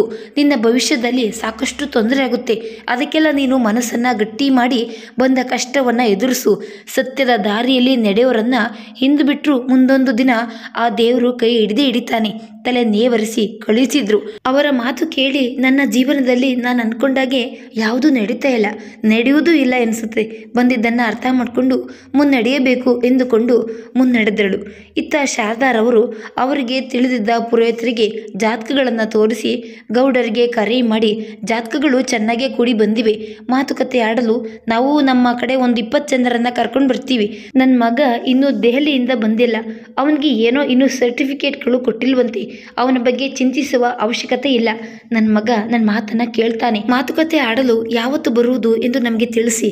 ನಮ್ಮ ಪುರೋಹಿತರು ಮುಂದಿನ ಭಾನುವಾರ ಒಳ್ಳೆಯ ದಿನ ಎಂದು ಹೇಳಿದ್ದಾರೆ. ಗೌಡರು ಜಾನಕಮ್ಮನವರ ಮುಖವನ್ನ ನೋಡುತ್ತಾ, ಆಯ್ತು ತಾಯಿ, ಒಳ್ಳೆ ದಿನ ನೋಡ್ಕೊಂಡು ಕರ್ಕೊಂಡು ಬನ್ನಿ. ಹುಡುಗ ಮಾತುಕತೆಗೂ ಬರ್ತಿಲ್ಲ ಎಂಬುದು ಕೇಳಿ ಗೌಡರಿಗೂ ಅಸಮಾಧಾನವಾಯಿತು. ಊರಿಗೆಲ್ಲ ಸೀತಾಳಿಗೆ ಮದುವೆ ಗಂಡು ಗೊತ್ತಾಗಿರುವುದು ಕೇಳಿ ಕೆಲವರು ಸಂತೋಷ ಪಟ್ಟರೆ ಕೆಲವರು ಗೌಡರ ಹೇಳಿಗೆ ಕಂಡು ಹೊಟ್ಟೆ ಉರಿಪಟ್ಟು ಮದುವೆ ತಪ್ಪಿಸಲು ದಾರಿಗಳನ್ನು ಹುಡುಕ್ತಿದ್ರು. ಅದರಲ್ಲೂ ಗೌಡರ ಅಣ್ಣನ ಮನೆಯವರಿಗೆ ವಿಷಯ ತಿಳಿದು ತುಂಬ ಅನುಕೂಲಸ್ಥರು. ಬೆಂಗಳೂರಿನ ಸಂಬಂಧ ಸಿಕ್ಕಿರುವುದು ಹೊಟ್ಟೆಯಲ್ಲಿ ಬೆಂಕಿ ಉರಿದಂತಾಯಿತು. ಮಗ ಮುಂಬೈನಲ್ಲಿ ಇರುವುದರಿಂದ ಅವರ ಜಮೀನನ್ನು ಮುಟ್ಟುಗೋಲು ಹಾಕಿಕೊಳ್ಳುವುದಕ್ಕೆ ಹೊಂಚು ಆಗ್ತಾ ಇದ್ದವರನ್ನ ಮೆಟ್ಟಿ ನಿಂತು ತಾನೇ ಎಲ್ಲ ವ್ಯವಹಾರಗಳನ್ನು ನೋಡಿಕೊಳ್ತಾ ಇದ್ದಳು ಸೀತಾ. ಆದ್ದರಿಂದ ಅವಳ ಮೇಲೆ ಅವರಿಗೆಲ್ಲ ಅಸಮಾಧಾನ ಹೆಚ್ಚಾಗಿ ಇತ್ತು. ಒಂದು ಭಾನುವಾರ ಶಾರದಾರವರು ಮತ್ತು ಮಕ್ಕಳು, ಸೊಸೆಯಂದಿರು, ಮೊಮ್ಮಕ್ಕಳು ತಮ್ಮ ಊರಿನ ನೆಂಟರು ಸೇರಿ ಒಟ್ಟು 20 ಮಂದಿ ಗೌಡರ ಮನೆಯನ್ನ ನೋಡಲು ಹೊರಟಿದ್ರು. ಗೌಡರು ಮನೆಯ ಮುಂದೆಯೇ ಅಡುಗೆ ಭಟ್ಟರನ್ನ ಕರೆಸಿ ಒಳ್ಳೆಯ ಸಿಹಿ ಅಡುಗೆಯನ್ನ ಮಾಡಿಸಿದ್ರು. ಮನೆಯೆಲ್ಲವೂ ಸಡಗರದಿಂದ ತುಂಬಿ ತುಳುಕ್ತಿತ್ತು. ಆದರೆ ಸೀತಾಳ ಮನದಲ್ಲಿ ನಡೆಯುತ್ತಿದ್ದ ದ್ವಂದ್ವ ಯಾರಿಗೂ ಅರ್ಥವಾಗ್ತಿರ್ಲಿಲ್ಲ. ಗೌಡರು ಊರಿನ ಹಿರಿಯರನ್ನ ಮಾತುಕತೆಗೆ ಬರಲು ಹೇಳಿದ್ರು. ಅವರೆಲ್ಲ ಬಂದು ಗಂಡಿನ ಕಡೆಯವರ ಆಗಮನಕ್ಕೆ ಕಾಯ್ತಾ ಇದ್ರು. ಶಾರದಾ ಅವರ ಕುಟುಂಬ ಬಂದು ಇಳಿಯುತ್ತಲೇ ಅವರನ್ನೆಲ್ಲ ಆದರದಿಂದ ಸ್ವಾಗತಿಸಿದ್ರು ಗೌಡರು ಮತ್ತು ಜಾನಕಮ್ಮ. ಸೀತಾಳಿಗೆ ಹಸಿರು ಸೀರೆಗೆ ಬಂಗಾರದ ಅಂಚಿನ ಬಾರ್ಡರ್ ಇದ್ದ ಸೀರೆಯನ್ನು ಉಡಿಸಿ ತನ್ನ ತಾಯಿಯ ಒಡವೆಗಳ ಜೊತೆಗೆ ಗೌಡರು ಸೀತಾಳಿಗೂ ಬೇಕಾದ ಒಡವೆಗಳನ್ನು ಮಾಡಿಸಿದ್ರು. ಅವುಗಳನ್ನು ಹಾಕಿಕೊಂಡು ಸೀತಾ ಮದುಮಗಳಂತೆ ಕಾಣ್ತಿದ್ದಳು. ಅವಳ ಭಾರೀ ಒಡವೆಗಳನ್ನು ಕಂಡು ಸರೋಜಮ್ಮನವರಿಗೆ ಕೊಂಚ ಹೊಟ್ಟೆಯಲ್ಲಿ ಬೆಂಕಿ ಬಿದ್ದಂತಾಯಿತು. ಸ್ವಂತ ಅವರ ಅಣ್ಣನ ಮಗಳೇ ಆದರೂ ನನ್ನ ಮಗಳಿಗೆ ಇವಳಷ್ಟು ಆಡಂಬರ ಸಿಕ್ತಿಲ್ಲ ಎಂದು ಅಸಮಾಧಾನ ಪಡ್ಕೊಂಡ್ರು. ಚಾಪೆಯನ್ನು ಹಾಕಿ 2 ಕಡೆಯವರು ಊಟಕ್ಕೆ ಮೊದಲು ಮಾತುಕತೆ ಮುಗಿಸ್ಬಿಡೋಣ ಎಂದು ಕುಳಿತುಕೊಂಡ್ರು. ಸೀತಾ ಬಂದು ಎಲ್ಲರಿಗೂ ಜ್ಯೂಸ್ ನೀಡಿ ತನ್ನ ಕೋಣೆಗೆ ಹೊರಟಿದ್ದಳು. ಊರಿನ ಮುಖ್ಯಸ್ಥರ ಜೊತೆಗೆ ಸರೋಜಾರವರ ಪತಿ ಹಾಗೂ ಗೌಡರು ಕುಳಿತುಕೊಂಡ್ರು. ಶಾರದಾರವರು ತಮ್ಮ 2 ಮಕ್ಕಳೊಂದಿಗೆ ಹಾಗೂ ತನ್ನ ಅಣ್ಣನೊಂದಿಗೆ ಕುಳಿತಿದ್ರು. ನೆಪಕ್ಕೆ ಮಾತ್ರವಾದರೂ ಮಾತುಕತೆಯ ನಿರ್ಧಾರ ಅವರದೇ ಆಗಿತ್ತು. ಊರಿನ ಮುಖ್ಯಸ್ಥರೊಬ್ಬರು, ನೋಡಿ ತಾಯಿ, ಅಪ್ಪ ಅಮ್ಮ ಇಲ್ಲದೆ ಇರೋ ಮಗಿಗೆ ಆಶ್ರಯ ಕೊಟ್ಟು ಸ್ವಂತ ಅವರ ಮಗಳ ಹಾಗೆ ನೋಡ್ಕೊಂಡಿದ್ದಾರೆ. ಆ ಮಗ ಕೂಡ ತನ್ನ ಅತ್ತೆ ಮಾವ ಮನೆ ಅಂತ ಅಲ್ಲದೆ ಸ್ವಂತ ಮನೆ ಥರ ಇಷ್ಟು ದಿನ ಜಮೀನು ಗದ್ದೆ ಕೆಲಸ ಎಲ್ಲ ವಹಿಸಿಕೊಂಡು ಅಚ್ಚುಕಟ್ಟಾಗಿ ಮಾಡ್ಕೊಂಡಿತ್ತು. ನೀವೇನು ಯೋಚಿಸುವ ಆಗಿಲ್ಲ. ನಿಮಗೆ ಏನು ಬೇಡಿಕೆ ಇದೆಯೋ ಅದನ್ನು ನಮ್ಮ ಜೊತೆ ಮುಕ್ತವಾಗಿ ಹೇಳಿ ಎಂದರು. ಶಾರದಾರವರು ಗಂಭೀರವಾಗಿ, ಮೊದಲು ನೀವು ನಿಮ್ಮ ಹುಡುಗನಿಗೆ ಏನೇನು ಕೊಡಬೇಕು ಅಂದ್ಕೊಂಡಿದ್ದೀರಾ ಎನ್ನುವುದನ್ನು ಹೇಳಿ ಎಂದರು. ಗೌಡರು ಜಾನಕಮ್ಮನವರ ಮುಖವನ್ನು ಒಮ್ಮೆ ನೋಡಿ, ತಾಯಿ, ಅವಳು ನನ್ನ ಮಗಳು ಅಂತಾನೆ ಇಷ್ಟು ದಿನ ನಾವು ಅಂದ್ಕೊಂಡಿದ್ದು. ಅವರ ಅಪ್ಪನ ಹೆಸರಲ್ಲಿ 10 ಎಕರೆ ಗದ್ದೆ, 5 ಎಕರೆ ಬಾಳೆ ಮತ್ತು ತೆಂಗಿನ ತೋಟವಿದೆ. ಅದೆಲ್ಲ ಮೊದಲೇ ಅವಳ ಹೆಸರಿಗೆ ಮಾಡಿಸಿದ್ದೀವಿ. ಮತ್ತು ನನ್ನ ಕಡೆಯಿಂದ ನನ್ನ ಮಗಳಿಗೆ 5 ಎಕರೆ ಜಮೀನನ್ನು ಬರ್ಕೊಡ್ತೀನಿ. ಹುಡುಗನಿಗೆ ಮಾಡಬೇಕಾದ ವರೋಪಚಾರದಲ್ಲಿ 1 ಚೈನು, 2 ಉಂಗುರ, 1 ಕೈ ಚೈನು ನೀಡ್ತೀವಿ. ಮತ್ತೆ ನಮ್ಮ ಹುಡುಗಿಗೆ ಅವಳ ತಾಯಿಯಿಂದ ಬಂದ ಒಡವೆ ಮತ್ತು ನಮ್ಮ ಕಡೆಯಿಂದ ಸ್ವಲ್ಪ ಒಡವೆಯನ್ನು ಹಾಕಿ ಕೊಡ್ತೀವಿ ಎಂದರು. ಅದನ್ನೆಲ್ಲ ಕೇಳಿ ಶಾರದಾರವರ ಮನಸ್ಸು ಹಿಗ್ಗಿ, ಮೊದಲು ಕೊಡುವುದನ್ನೆಲ್ಲ ಕೊಡಲಿ, ಯಾವ್ಯಾವ ರೂಪದಲ್ಲಿ ಪಡೆದುಕೊಳ್ಬೇಕು ಆವಾಗ ಪಡೆದುಕೊಂಡ್ರೆ ಆಯಿತು ಎಂದುಕೊಂಡು ಅವರ ಒಪ್ಪಿಗೆಯನ್ನು ಸೂಚಿಸಿದ್ರು. ನಾವು ಹುಡುಗಿಗೆ ನಮ್ಮ ಕಡೆಯಿಂದ ಮಾಂಗಲ್ಯ ಚೈನು ಮತ್ತು 1 ನೆಕ್ಲೆಸ್ ಸೆಟ್ಟನ್ನು ಕೊಡಿಸ್ತೀವಿ ಎಂದರು. ಮಾತುಕತೆಯೆಲ್ಲ ಮುಗಿದು ಹಿರಿಯರ ಸಮ್ಮುಖದಲ್ಲಿ ನಿಶ್ಚಿತಾರ್ಥ ದಿನಾಂಕ ಗುರುತು ಹಾಕ್ಸಿದ್ರು. ಹುಡುಗಿ ನಮ್ಮದೆಂದು ಸೀತಾಳನ್ನು ಕೂರಿಸಿ ಹೂ ಮುಡಿಸುವ ಶಾಸ್ತ್ರವನ್ನು 5 ಮುತ್ತೈದೆಯರ ಸಮ್ಮುಖದಲ್ಲಿ ನಡೆಸಿದ್ರು. ಮುಂದಿನ ತಿಂಗಳು 15ನೇ ತಾರೀಕು ಒಳ್ಳೆಯ ದಿನಾಂಕ ನೋಡಿ ನಿಶ್ಚಿತಾರ್ಥ ಮಾಡಿ ಮುಗಿಸೋಣ, ಒಳ್ಳೆಯ ರೀತಿಯಲ್ಲಿ ಮಾಡಿಕೊಡಿ ಎಂದರು. ಸಿಹಿಯಾದ ಅಡುಗೆ ತಯಾರಾಗಿತ್ತು. ಎಲ್ಲರೂ ಊಟಕ್ಕೆ ನಡೆದ್ರು. ಜಾನಕಮ್ಮನವರನ್ನ ಸುಶೀಲಾರವರು ಅಡುಗೆ ಮನೆಗೆ ಕರೆದೊಯ್ದ್ರು. ಏನು ಸುಶೀಲಾ, ಎಲ್ಲರೂ ಊಟಕ್ಕೆ ಕೂತ್ಕೊಂಡವ್ರೆ, ನೀನು ಯಾಕೆ ಇಲ್ಲಿ ಕರ್ಕೊಂಡು ಬಂದೆ? ಬಿಡು, ಅವ್ರನ್ನೆಲ್ಲ ವಿಚಾರಿಸ್ಕೋಬೇಕು ಆತುರ ತೋರಿದ್ರು ಜಾನಕಮ್ಮ. ಅಯ್ಯೋ, ಇದೇನಕ್ಕ ಬಾವ ಹೀಗೆ ಮಾಡಿಬಿಟ್ರು? ಅವಳಿಗೆ ಅಣ್ಣನ ಆಸ್ತಿ ಪಾಲ್ ಬರ್ತಿತ್ತು ತಾನೆ, ಅದರಲ್ಲಿ ನಿನ್ನ ಗಂಡ ಯಾಕೆ ತಿರ್ಗಾ 5 ಎಕರೆ ಕೊಡ್ತೀನಿ ಅಂದಿದ್ದು? ನನಗಂತೂ ಒಂಚೂರು ಇಷ್ಟ ಆಗಲಿಲ್ಲ. ಒಂದು ಮಾತು ಕುಮಾರನ್ನ ಕೇಳಿ ಮಾತು ಕೊಡಬೇಕಾಗಿತ್ತು. ಅದು ಸಾಲದೆ ಅಷ್ಟೊಂದು ಒಡವೆ ಬೇರೆ ಮಾಡಿಸಿದ್ದೀರಾ. ನೀನು ನನಗೆ ಒಂದು ಮಾತು ಹೇಳಲಿಲ್ಲ. ಅವರ ಕಣ್ಣಲ್ಲಿ ಕಂಡ ಅಸೂಯೆಯನ್ನು ಗಮನಿಸಿ, ಅದೇನು ಮಾತು ಅಂತ ಆಡ್ತೀಯ ಸುಶೀಲಾ? ನಾವು ಕಾಯಿಲೆ ಬಿದ್ದು ಗದ್ದೆ ಜಮೀನು ನೋಡ್ಕೊಳ್ಳೋಕ್ಕಾಗದೇ ಇರುವಾಗ ನನ್ನ ಮಗ ಬಂದು ನಮ್ಮನ್ನು ನೋಡ್ಕೊಳ್ಳಿಲ್ಲ. ನೋಡ್ಕೊಂಡಿದ್ದು ನಮ್ಮ ಸೀತಾ. ಮನೆಗೆ ಜೀವನೇ ತೆಗೆದಿರೋ ಹೆಣ್ಣಿಗೆ ನಾವು ಇಷ್ಟು ಮಾಡದೇ ಇದ್ರೆ ಹೇಗೆ? ನೀನು ಇದಕ್ಕೆಲ್ಲ ತಲೆ ಹಾಕಕ್ಕೆ ಬರಬೇಡ. ಹೋಗು, ಕೆಲಸ ನೋಡ್ಕೊ ಹೋಗು, ಕೊಂಚ ಗದರಿದಂತೆಯೇ ಹೇಳಿದ್ರು. ಮೂತಿ ಸೊಟ್ಟಗೆ ಮಾಡಿ, ಅಯ್ಯೋ ದೊರೆ ಸಾನಿನ ಅದೆಷ್ಟು ಮೆರೆಸ್ತಿರೋ ಮೆರೆಸಿ, ನಾನು ನೋಡೇ ಬಿಡ್ತೀನಿ ಎಂದು ಇತ್ತಲ ಕಡೆ ನಡೆದ್ರು. ಬಂದವರೆಲ್ಲ ಊಟ ಮಾಡಿ ಒಂದು ಸುತ್ತು ಮನೆಯೆಲ್ಲ ನೋಡಿ ಹೊರಟು ನಿಂತಿದ್ರು. ಗೌಡರು ಮತ್ತು ಬ್ರೋಕರ್ ನಿಂಕಣ್ಣನವರು ಅವರ ಹಿಂದೆ ಮುಂದೆ ಇದ್ದುದರಿಂದ ಗೌಡರ ಅಣ್ಣ ರಾಜೇಗೌಡರಿಗೆ ಹುಡುಗನ ಮನೆಯವರ ಜೊತೆ ಮಾತಾಡುವ ಅವಕಾಶ ದೊರೆಯಲಿಲ್ಲ. ಅವರಿಗೆಲ್ಲ ಜಾನಕಮ್ಮನವರು ತಾಂಬೂಲ ಕೊಟ್ಟು ಬೀಳ್ಕೊಟ್ರು. ಬಂದವರು ಅವರವರ ಕಾರುಗಳಲ್ಲಿ ತೆರಳಿದ್ರು. ತಿಂಗಳು ಕಳೆದು ನಿಶ್ಚಿತಾರ್ಥದ ದಿನಾಂಕ ಸಮೀಪವಾಗ್ತಿತ್ತು. ಮನೆ ಮಂದಿಗೆಲ್ಲ ಬಟ್ಟೆ ತೆಗೆದುಕೊಳ್ಳಲು ಬೆಂಗಳೂರಿಗೆ ಬಂದಿದ್ರು ಗೌಡರ ಕುಟುಂಬ. ಜಾನಕಿ, ಮಗಿಗೆ ಒಳ್ಳೊಳ್ಳೆ ಸೀರೆ ಕೊಡ್ಸು. ಇನ್ನು ನಿಶ್ಚಿತಾರ್ಥದ ಹಿಂದೆಯೇ ಮದುವೆ ಡೇಟು ಕೂಡ ಗೊತ್ತಾಗೋದ್ರೆ ಓಡಾಡೋಕೆ ಆಗಲ್ಲ. ಆಯ್ತು ಕಣ್ರಿ. ಸರೋಜಮ್ಮನವರಿಗೆ ಅಂಗಡಿಯನ್ನ ಕಂಡು ಕೆಲವು ದುಬಾರಿ ಸೀರೆಗಳನ್ನ ತಮಗೆ ಆರಿಸಿಕೊಂಡ್ರು. ಸೀತಾಳಿಗೆ ಯಾವ ಸೀರೆ ಒಡವೆಗಳ ಮೇಲೆ ವ್ಯಾಮೋಹ ಇರಲಿಲ್ಲ. ಆದ್ದರಿಂದ ಅವರು ತೋರಿಸಿದ್ದಕ್ಕೆಲ್ಲ ತಲೆ ಆಡಿಸ್ತಾ ಇದ್ದಳು. ಸೀರೆಗಳನ್ನ ಕೊಂಡುಕೊಂಡ ನಂತರ ಹುಡುಗನಿಗೆ ಉಂಗುರ ಖರೀದಿಸಿದ್ರು. ಬೆಲ್ಲಾಗುವ ಸದ್ದು ಕೇಳಿಸ್ತು. ಸುನಂದಾರವರು ಬಾಗಿಲು ತೆರೆದು ನೋಡಿದ್ರು. 3-4 ಲಗೇಜ್ ಬ್ಯಾಗುಗಳ ಸಮೇತ ಸದಾ ಹಸನ್ಮುಖಿಯಾದ ಸಮರ್ಥ್ ನಿಂತಿದ್ದ. ಅವನೆಡೆ ನೋಡಿ ಕಿರುನಕ್ಕು ಅವುಗಳನ್ನು ಹಿಡಿದು ಒಳನಡೆದ್ರು. ಅವರನ್ನ ಕಂಡ ಶಾರದಾರವರು, ಇದೇನೋ ಇಷ್ಟೊಂದು ಸಣ್ಣ ಆಗಿದ್ಯಾ? ಮೊದಲು ಫ್ರೆಶ್ ಆಗಿ ಬಾ, ಶಾಪಿಂಗ್ ಹೋಗ್ಬೇಕು. ನೀನು ಬರಲಿ ಎಂದು ಕಾಯ್ತಿದ್ದೆ ಎಂದ್ರು. ಶಾಪಿಂಗಾ? ಈಗ ಯಾಕಮ್ಮ ಎಂದ ಅವರ ಬಳಿ ನೋಡುತ್ತಾ. ಇದೇನೋ ಹೀಗೆ ಕೇಳ್ತಿದ್ದೀಯಾ? ನಿನಗೆ ಮದುವೆ ಫಿಕ್ಸ್ ಆಗಿರೋ ವಿಷಯ ಮರ್ತೋಯ್ತಾ ಹೇಗೆ? ಹೋಗೋ, ಮೊದಲು ಫ್ರೆಶ್ ಆಗಿ ಬಾ. ಅವರ ಮಾತು ಕೇಳುತ್ತಾ ಅವನ ಮುಖ ಪೆಚ್ಚಾಯಿತು. ಅಲ್ಲ, ಕುರಿಯನ್ನು ಬಲಿ ಕೊಡುವ ಮೊದಲು ನಾನು ಸಾಯ್ತಿದ್ದೀನಿ ಎನ್ನುವ ಸೂಚನೆಯಾದರೂ ಸಿಗುತ್ತದೆ. ನನಗೆ ನನ್ನ ತಾಯಿ ಇದ್ಯಾವುದರ ಸುಳಿವೆ ಕೊಟ್ಟಿಲ್ವಲ್ಲ. ಪ್ರಿಯಾಳನ್ನು ಹೇಗಪ್ಪ ಸಂಭಾಳಿಸ್ಲಿ ಎಂದು ಅಸಮಾಧಾನ ವ್ಯಕ್ತಪಡಿಸುತ್ತಾ ಹಾಸಿಗೆ ಮೇಲೆ ಬಿತ್ಕೊಂಡ. ನಿಶ್ಚಿತಾರ್ಥದ ದಿನ ಬಂದೇ ಬಿಡ್ತು. ಗೌಡರ ಮನೆಯಲ್ಲಿಯೇ ವಿಜೃಂಭಣೆಯಿಂದ ಏರ್ಪಾಡು ನಡೆಸಿದ್ರು. ಮನೆಯ ಮುಂದೆ ಶಾಮಿಯಾನ ಹಾಕಿಸಿ ಕೂರಲು ವ್ಯವಸ್ಥಿತವಾಗಿ ತಯಾರಿ ನಡೆಸಿದ್ರು. ಊಟಕ್ಕೆ ಭಟ್ಟರನ್ನ ಕರೆಸಿ ಇತ್ತಲಿನ ಹಿಂಭಾಗದ ಜಾಗದಲ್ಲಿ ಕುಳಿತುಕೊಳ್ಳಲು ಏರ್ಪಾಡುಗಳನ್ನು ಮಾಡಿದ್ರು. ಸುತ್ತಮುತ್ತ ಊರಿನ ಬಹಳಷ್ಟು ಜನರು ಬರೋರಿದ್ರು. ಸೀತಾಳಿಗೆ ಯಾವುದೇ ಹೆಚ್ಚು ಅಲಂಕಾರವಿಲ್ಲದೆ ತಾನೇ ಅಲಂಕರಿಸಿಕೊಂಡು ರೆಡಿಯಾಗಿ ಕುಳಿತಳು. ಗಂಡಿನ ಮನೆಯವರು ಸುಮಾರು 60 ಜನ ಒಂದು ಬಸ್ಸಿನಲ್ಲಿ ಬಂದಿಳಿದ್ರು. ಅವರನ್ನ ಸ್ವಾಗತಿಸಿ ಎಲ್ಲರೂ ಮನೆಯೊಳಗೆ ಹೋಗುತ್ತಾ ಮುಂದಿನ ಕಾರ್ಯಗಳನ್ನು ಸಿದ್ಧ ಮಾಡ್ತಿದ್ರು. ಒಂದು ಸುತ್ತು ಮನೆಯವರೆಲ್ಲ ಕುಳಿತು ಮಾತುಕತೆ ನಡೆಸಿ ಊರ ಹಿರಿಯರ ಮುಂದೆ ಹುಡುಗ ಹುಡುಗಿ ಉಂಗುರ ಬದಲಿಸಿಕೊಂಡ್ರು. ಸೀತಾ ಸಮರ್ಥನ ಮುಖವನ್ನು ತಲೆ ಎತ್ತಿಯೂ ಸಹ ನೋಡಲಿಲ್ಲ. ಅವನು ಸಹ ಮೇಲ್ನೋಟಕ್ಕೆ ಹಸನ್ಮುಖಿಯಾಗಿದ್ದನೇ ಹೊರತು ಮನಸ್ಸಿನಲ್ಲಿ ಜ್ವಾಲಾಮುಖಿ ಸಿಡಿಯುತ್ತಿತ್ತು. ನಿಶ್ಚಿತಾರ್ಥ ಮುಗಿದೊಡನೆ ಮದುವೆ ಮಾತುಕತೆ ಮುಂದುವರೆಸಿದ್ರು ಅರ್ಚಕರು. ಮುಂದಿನ ವಾರವೇ ಒಳ್ಳೆಯ ದಿನಾಂಕ ಎಂದು ಸೂಚಿಸುತ್ತಾ ಎರಡೂ ಕುಟುಂಬದವರು ಸಮ್ಮತಿಸಿದ್ರು. ಹುಡುಗನ ಮನೆ ನಡುವ ಕಾರ್ಯಕ್ರಮಕ್ಕೆ ಗೌಡರು ಮತ್ತು ಸರೋಜಮ್ಮನವರ ಕುಟುಂಬ ಹೋಗಿ ಬಂದಿದ್ರು. ಗೌಡರು ಕುಮಾರ್ಗೆ ಕರೆ ಮಾಡಿ, ಮುಂದಿನ ವಾರವೇ ಮದುವೆ ಇದೆ, ಮದುವೆಗಾದ್ರೂ ಬಾ ಎಂದು ಕರೆದ್ರು. ಮುಂದಿನ ವಾರವೇ ಮದುವೆ ಆದ್ದರಿಂದ ಎಲ್ಲ ಕಾರ್ಯಗಳು ಬೇಗ ನಡೀತಾ ಇದ್ದವು. ಸೀತಾಳ ಮನಸ್ಥಿತಿ ಯಾರೂ ಅರಿಯದಾದ್ರು. ರಾತ್ರಿಯ 11 ಗಂಟೆಯ ಹೊತ್ತಿಗೆ ಬಾಗಿಲು ಬಡಿಯುವ ಸದ್ದು ಕೇಳ್ತು. ಎಲ್ಲರೂ ಆಗ್ಲೇ ಮಲಗಿದ್ದರಾದ್ದರಿಂದ ಸೀತಾಳ ಎದ್ದು ಬಂದು ಬಾಗಿಲನ್ನು ತೆರೆದಳು. ಮುಂದೆ ನಿಂತಿದ್ದ ವ್ಯಕ್ತಿಯನ್ನು ನೋಡಿ ಕಣ್ಣುಗಳು ತುಂಬಿದ್ರೂ ಒಂದು ಕ್ಷಣ ತಲೆ ತಗ್ಗಿಸಿ ಹೋಗಿ ರೂಮಿನ ಬಾಗಿಲನ್ನು ಹಾಕೊಂಡಳು. ಕುಮಾರ್ಗೆ ಅವಳ ಮುಖ ನೋಡಿ ಪಶ್ಚಾತ್ತಾಪ ಕಾಡಿದ್ದಂತೂ ಸುಳ್ಳಲ್ಲ.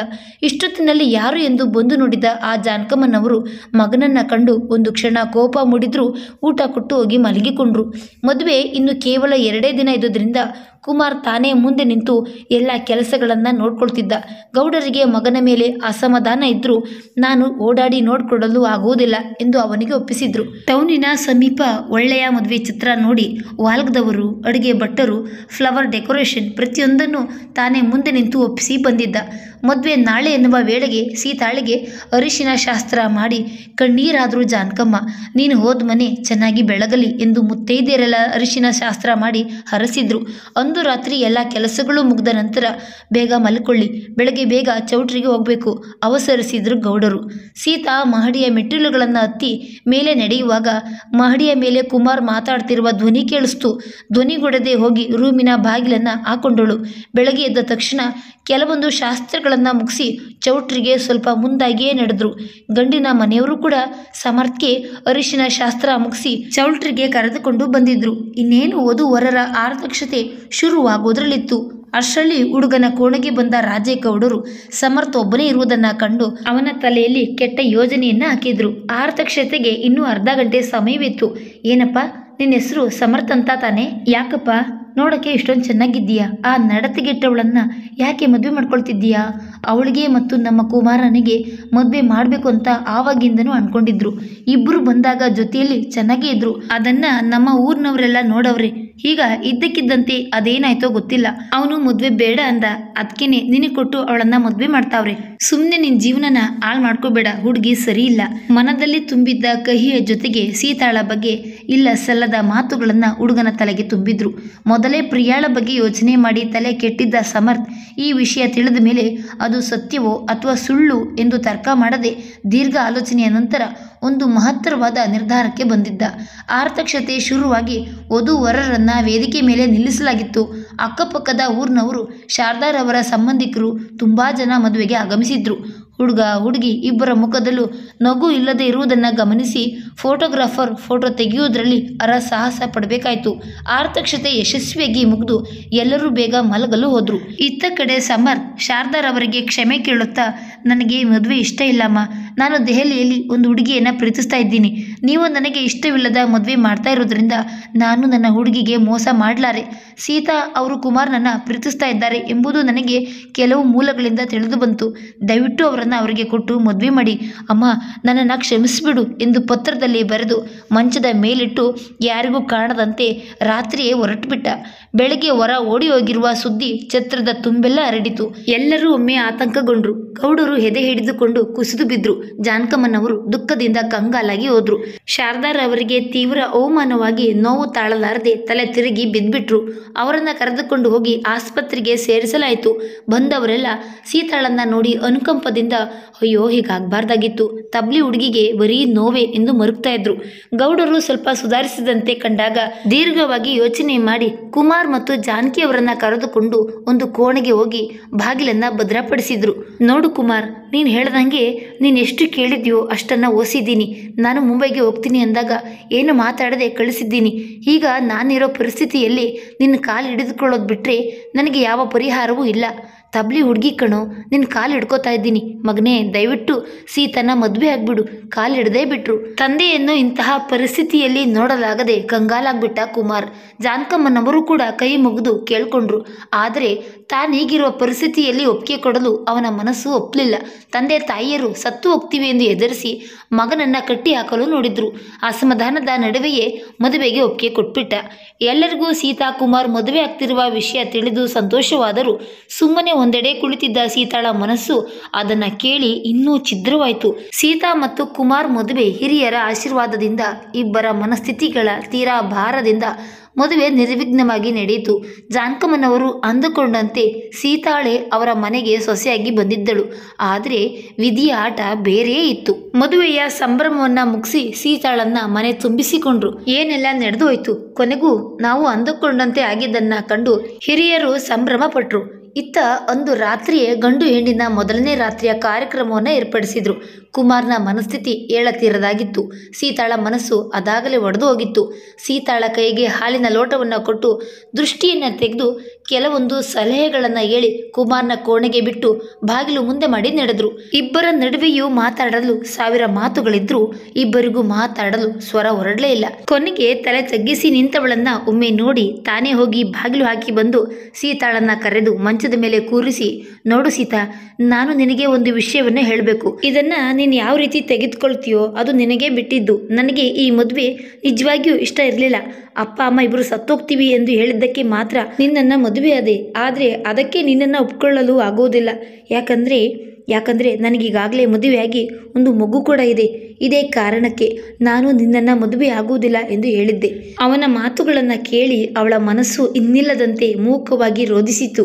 ಕಣ್ಣು ಮುಚ್ಚಿ ಅಂತರಾಳದಿಂದ ಬಂದ ದುಃಖ ಒಮ್ಮೆಲೆ ಜೋರಾಗಿ ಚಿಮ್ಮಿ ಮನಸ್ಸೋ ಇಚ್ಚಿ ಕುಳಿತು ಅತ್ಬಿಟ್ಟಳು. ಅವಳ ಸ್ಥಿತಿ ನೋಡಿ ಅವನಿಗೆ ಕಂಗಾಲಾದರೂ ಅವಳಿಗೆ ನಿಜ ಹೇಳದೆ ಅವನಿಗೆ ಬೇರೆ ಪರಿಸ್ಥಿತಿ ಇರಲಿಲ್ಲ. ತನ್ನನ್ನು ತಾನು ಸಾವರಿಸ್ಕೊಂಡು ಹೀಗೇನು ಮಾಡಬೇಕು ಅಂದ್ಕೊಂಡಿದ್ದೀರ ಮಾವ? ಮೌನದ ನಡುವೆ ಸೀಳಿ ಬಂತು ಅವಳ ಧ್ವನಿ. ಅದೇ ನನಗೆ ಅರ್ಥ ಆಗ್ತಿಲ್ಲ ಸೀತಾ.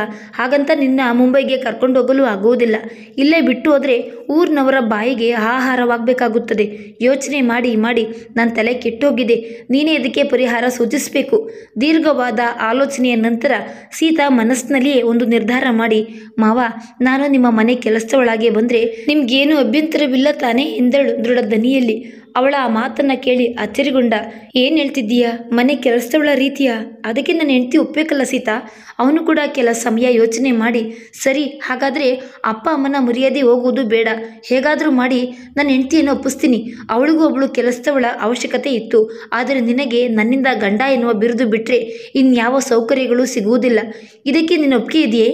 ಅವನ ಮಾತಿಗೆ ಶುಷ್ಕವಾಗಿ ನಕ್ಕು, ಪರವಾಗಿಲ್ಲ ಮಾವ, ನನಗೆ ಯಾವ ರೀತಿಯ ಸೌಲಭ್ಯ ಮತ್ತು ಅಧಿಕಾರಗಳು ಬೇಡ. ನನ್ನನ್ನು ಸ್ವಂತ ಮಗಳ ಹಾಗೆ ನೋಡಿಕೊಂಡ ಅತ್ತೆ ಮಾವನವರಿಗೆ ಯಾವುದೇ ರೀತಿಯ ನೋವಾಗಬಾರ್ದು. ಎಲ್ಲವನ್ನು ಅನುಸರಿಸಿಕೊಂಡು ಹೋಗ್ತೀನಿ. ನಾನು ನಿಮ್ಮೊಂದಿಗೆ ಮುಂಬೈಗೆ ನಿಮ್ಮ ಮನೆ ಕೆಲಸದವಳಾಗಿ ಅಲ್ಲ, ಸಂಬಳದ ಹೆಂಡತಿಯಾಗಿ ಬರ್ತೀನಿ. ಅವಳ ಮಾತು ಕೇಳಿ ಹೃದಯ ಹಿಂಡಿದಂತಾಯ್ತು ಕುಮಾರ್ಗೆ. ಆದರೆ ಆತನಿಗೆ ಬೇರೆ ದಾರಿಗಳಿಲ್ಲ. ತನ್ನ ಹೆಂಡತಿಯನ್ನ ಹೇಗೆ ಒಪ್ಪಿಸಬೇಕೆಂದು ಚಿಂತೆ ಮಾಡ್ತಿದ್ದ. ಸರಿ, ನಾನು ಕೆಳಗೆ ಮಲಗ್ತೀನಿ, ನೀನು ಮೇಲೆ ಮಲಗು ಎಂದು ಚಾಪೆ ಹಾಸಿ ಮಲಗಿ ಸೂರು ದಿಟ್ಟಿಸುತ್ತಾ ಚಿಂತೆ ಮಾಡತೊಡಗಿದ್ದ. ಕುಮಾರ್ ಹಳ್ಳಿಯಿಂದ ಮುಂಬೈಗೆ ಹೋದ ಮೇಲೆ ತನ್ನ ಸ್ವಾತಂತ್ರ್ಯಕ್ಕೆ ರೆಕ್ಕೆ ಸಿಕ್ಕಿದಂತಾಯಿತು. 2 ವರ್ಷಗಳ ನಂತರ ಅಚಾನಕ್ಕಾಗಿ ಅವರ ಆಫೀಸ್ನಲ್ಲಿಯೇ ಕೆಲಸ ಮಾಡ್ತಿದ್ದ ರಾಧಾಳ ಪರಿಚಯವಾಯಿತು. ಅವಳಿಗೆ ಅಪ್ಪ ಅಮ್ಮ ಇರಲಿಲ್ಲ. ತನ್ನ ಅಣ್ಣ ಮತ್ತು ಅತ್ತಿಗೆಯ ಆಶ್ರಯದಲ್ಲಿ ಬೆಳೆದು ಬಂದು ಕಷ್ಟಪಟ್ಟು ಓದಿ ಕೆಲಸಕ್ಕೆ ಸೇರಿಕೊಂಡಿದ್ದಳು. ಅವರ ಅಣ್ಣ ಪದೇ ಪದೇ ಬಂದು ಮದುವೆಯಾಗು ಎಂದು ಬಲವಂತ ಮಾಡ್ತಿದ್ದ. ಹಣದಾಯಿಗಳಾದ ಅಣ್ಣ ಅತ್ತಿಗೆ ಅವಳನ್ನು ವಯಸ್ಸಾದಂಥ ಒಬ್ಬ ಸೇಟುವಿಗೆ ಕೊಟ್ಟು ಮದುವೆ ಮಾಡಬೇಕೆಂದು ಓಡಾಡ್ತಿದ್ರು. ಅವಳಿಗೆ ಇಷ್ಟವಿಲ್ಲದೆ ಇದ್ದದ್ರಿಂದ ಮನೆ ಬಿಟ್ಟು ಬಂದ್ಬಿಟ್ಟಳು. ತನ್ನ ಫ್ರೆಂಡ್ ರೀಟಾ ಮನೆಯಲ್ಲಿ ಉಳಿದುಕೊಂಡು ಕೆಲಸಕ್ಕೆ ಹೋಗ್ತಾ ಇದ್ದಳು. ಅಷ್ಟಕ್ಕೆ ಸುಮ್ಮನಿರದೆ ಅವರ ಅಣ್ಣ ಅವಳನ್ನು ಕಾಡ್ತಲೇ ಇದ್ದ. ಇದರಿಂದ ತೀವ್ರವಾಗಿ ಮನನೊಂದು ಮುಂಬೈನ ಬೀಚ್ ಬಳಿ ಆತ್ಮಹತ್ಯೆ ಮಾಡಿಕೊಳ್ಳಲು ಹೋಗ್ತಾ ಇದ್ದವಳನ್ನ ಕುಮಾರ್ ಕಂಡು ಅವಳನ್ನ ರಕ್ಷಿಸ್ತಾ ಅವಳ ಪರಿಸ್ಥಿತಿಯನ್ನ ನೋಡಿ ಅನುಕಂಪದಿಂದ, ನಾನು ನಿನ್ನನ್ನು ಮದುವೆ ಆಗ್ತೀನಿ, ಮದುವೆ ಆದರೆ ನಿನ್ನ ಕಷ್ಟಗಳೆಲ್ಲ ಕಳೆಯುತ್ತವೆ ಎಂದು ಭರವಸೆ ನೀಡಿ ಹೇಗಾದರೂ ತಂದೆ ತಾಯಿಯನ್ನು ಒಪ್ಪಿಸಿ ಮದುವೆ ಮಾಡ್ಕೊಳ್ಬೇಕು ಅಂದ್ಕೊಂಡಿದ್ದ. ಅಷ್ಟರಲ್ಲಿ ಅವರ ಅಣ್ಣ ಕೆಲಸದಿಂದ ಮನೆಗೆ ಹೊರಡುವಾಗ ಅವಳನ್ನ ಬಲವಂತದಿಂದ ಮನೆಗೆ ಕರೆದುಕೊಂಡು ಹೋಗಿ ಕೂಡಿ ಹಾಕಿಕೊಂಡ. ಅಲ್ಲಿಂದ ಅವಳು ಹೇಗೋ ತಪ್ಪಿಸ್ಕೊಂಡು ಬಂದು, ನಾವು ಹಿಂದೆ ಮದುವೆ ಆಗೋಣ, ನಮ್ಮಣ್ಣ ನನ್ನನ್ನು ಸುಮ್ಮನೆ ಬಿಡೋದಿಲ್ಲ ಎಂದು ಪೀಡಿಸಿದಾಗ ವಿಧಿ ಇಲ್ಲದೆ ರಾಧಾಳನ್ನು ಮದುವೆ ಆಗಬೇಕಾಯ್ತು. ಇದನ್ನು ಮನೆಯವರಿಗೆ ತಿಳಿಸಿದ್ರೆ ತಂದೆ ತಾಯಿ ತೀವ್ರ ಆಘಾತಕ್ಕೆ ಒಳಗಾಗ್ಬೋದು ಎಂದು ಮುಂದೆ ಮುಂದೆ ದೂಡುತ್ತಲೇ ಬಂದ. ಅವನಿಗೆ ಈಗ 2 ವರ್ಷದ ಮಗ ಇದ್ದಾನೆ. ರಾಧಾ ಅದೇ ಆಫೀಸ್ನಲ್ಲಿ ಕೆಲಸ ಮಾಡ್ತಿದ್ದಾಳೆ. ಹೆಂಡತಿಗೆ ಕರೆ ಮಾಡಿ, ಅದು ನಮ್ಮ ಮಾವನ ಮಗಳು ಇದ್ದಾಳಲ್ಲ, ಅವಳನ್ನು ಸ್ವಲ್ಪ ಮಟ್ಟಿಗೆ ನಮ್ಮ ಮನೆಗೆ ಕರ್ಕೊಂಡು ಬರ್ತಿದ್ದೀನಿ. ಅವಳು ಒಬ್ಳಿಗೆ ಮಾತ್ರ ನಮ್ಮ ವಿಷಯ ತಿಳಿಸಿದ್ದೀನಿ. ಹೇಗೂ ಮನೆ ಕೆಲಸದವರು ಒಬ್ರು ಬೇಕು ಅಂತಿದ್ಯಲ್ಲ, ಅವಳಿಂದ ನಿನಗೆ ಸಹಾಯ ಆಗ್ಬೋದು ಎಂದು ಅಂದ್ಕೊಂಡಿದ್ದೀನಿ. ಇದಕ್ಕೆ ನಿನ್ನ ಅಭಿಪ್ರಾಯವೇನು? ನನ್ನ ತಂದೆಯ ಹತ್ರ ಅವಳಿಗೆ ಅಲ್ಲಿ ಒಳ್ಳೆ ಕೆಲಸ ಕೊಡಿಸ್ತೀನಿ ಅಂತ ಹೇಳಿದ್ದೀನಿ. ರಾಧಾ ಅಚ್ಚರಿಗೆ ಒಳಗಾಗಿ, ಇದೇನು ಈಗ ಹೇಳ್ತಿದ್ದೀರಾ? ಅವಳ ಮದುವೆ ಅಂತ ಅಲ್ವಾ ನೀವು ಹೋಗಿದ್ದು ಇಲ್ಲಿಂದ? ಅಚಾನಕ್ಕಾಗಿ ಅವಳ ಪ್ರಶ್ನೆಗೆ ಉತ್ತರ ದೊರೆಯದೆ, ಅದು ಹುಡುಗನಿಗೆ ಮದುವೆ ಇಷ್ಟ ಇರಲಿಲ್ಲ. ಆದ್ದರಿಂದ ಮಂಟಪದಲ್ಲಿಯೇ ಬಿಟ್ಟು ಹೊರಟು ಹೋದ. ಸ್ವಲ್ಪ ದಿನ ವಾತಾವರಣ ಬದಲಾಗಲಿ ಎಂದು ಕರೆದುಕೊಂಡು ಬರ್ತಿದ್ದೀನಿ. ಎಲ್ಲಿಯೂ ಕೆಲಸ ಮಾಡೋದರ ಬದಲು ನಮ್ಮ ಮನೆಯಲ್ಲಿಯೇ ಮಗುವನ್ನು ನೋಡಿಕೊಂಡು ನಿನಗೆ ಸಹಾಯ ಮಾಡ್ಕೊಂಡಿರಲಿ. ಏನು ಹೇಳ್ತೀಯಾ? ಸ್ವಲ್ಪ ಹೊತ್ತು ಯೋಚಿಸಿ ಹೇಳುವುದಕ್ಕೇನಿದೆ ಕುಮಾರ್, ನಾನು ಕೂಡ ಅಪ್ಪ ಅಮ್ಮ ಇಲ್ಲದೆ ಬೆಳೆದವಳೆ. ನನಗೆ ಅವಳ ಪರಿಸ್ಥಿತಿ ಅರ್ಥವಾಗುತ್ತದೆ. ಸ್ವಲ್ಪ ದಿನ ಇಲ್ಲಿದ್ದರೆ ಅವಳ ಮನಸ್ಸಿಗೂ ನೆಮ್ಮದಿ ದೊರೆಯುತ್ತದೆ. ಆದರೆ ನಿಮ್ಮ ತಂದೆ ತಾಯಿಯನ್ನು ನೋಡಿಕೊಳ್ಳಲು ಅಲ್ಲಿ ಯಾರಾದರೂ ಬೇಕಲ್ವಾ? ಅದ್ರ ಬಗ್ಗೆ ಏನು ಯೋಚನೆ ಮಾಡಿದ್ದೀರಾ? ಅವರ ಬಗ್ಗೆ ಚಿಂತಿಸುವ ಅವಶ್ಯಕತೆ ಇಲ್ಲ.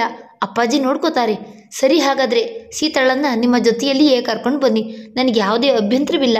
ಅವಳ ಜಾಗದಲ್ಲೇ ನಾನಿರುವುದು. ಅವಳನ್ನು ನಮ್ಮ ಜೊತೆಯೇ ಇಟ್ಕೊಳ್ಳೋಣ. ಸ್ವಲ್ಪ ದಿನಗಳ ನಂತರ ಒಳ್ಳೆಯ ಹುಡುಗನನ್ನು ನೋಡಿ ಮದುವೆ ಮಾಡಿದ್ರಾಯ್ತು ಎಂದಳು. ಹೆಂಡತಿಯ ಇಷ್ಟು ಒಳ್ಳೆಯ ಗುಣಕ್ಕೆ ಏನು ಹೇಳಬೇಕೋ ತಿಳಿದಾಯಿತು ಕುಮಾರ್ಗೆ. ಕಣ್ಣು ತುಂಬಿ ಬಂದಿತು ಅವನಿಗೆ.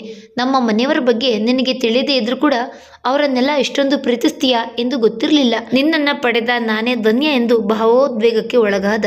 ನಂತರ ಮಗುವಿನ ಬಗ್ಗೆ ಮಾತನಾಡಿ ಸರಿ ಸಮಯವಾಗಿತ್ತು, ಮಲಗು ಎಂದು ಕರೆ ತುಂಡರಿಸಿ ಸೀತಾಳೆಡೆ ಒಮ್ಮೆ ನೋಡಿದ. ಅವಳಾಗಲೇ ಮುದುಡಿ ಮಲಗಿಬಿಟ್ಟಿದ್ದಳು.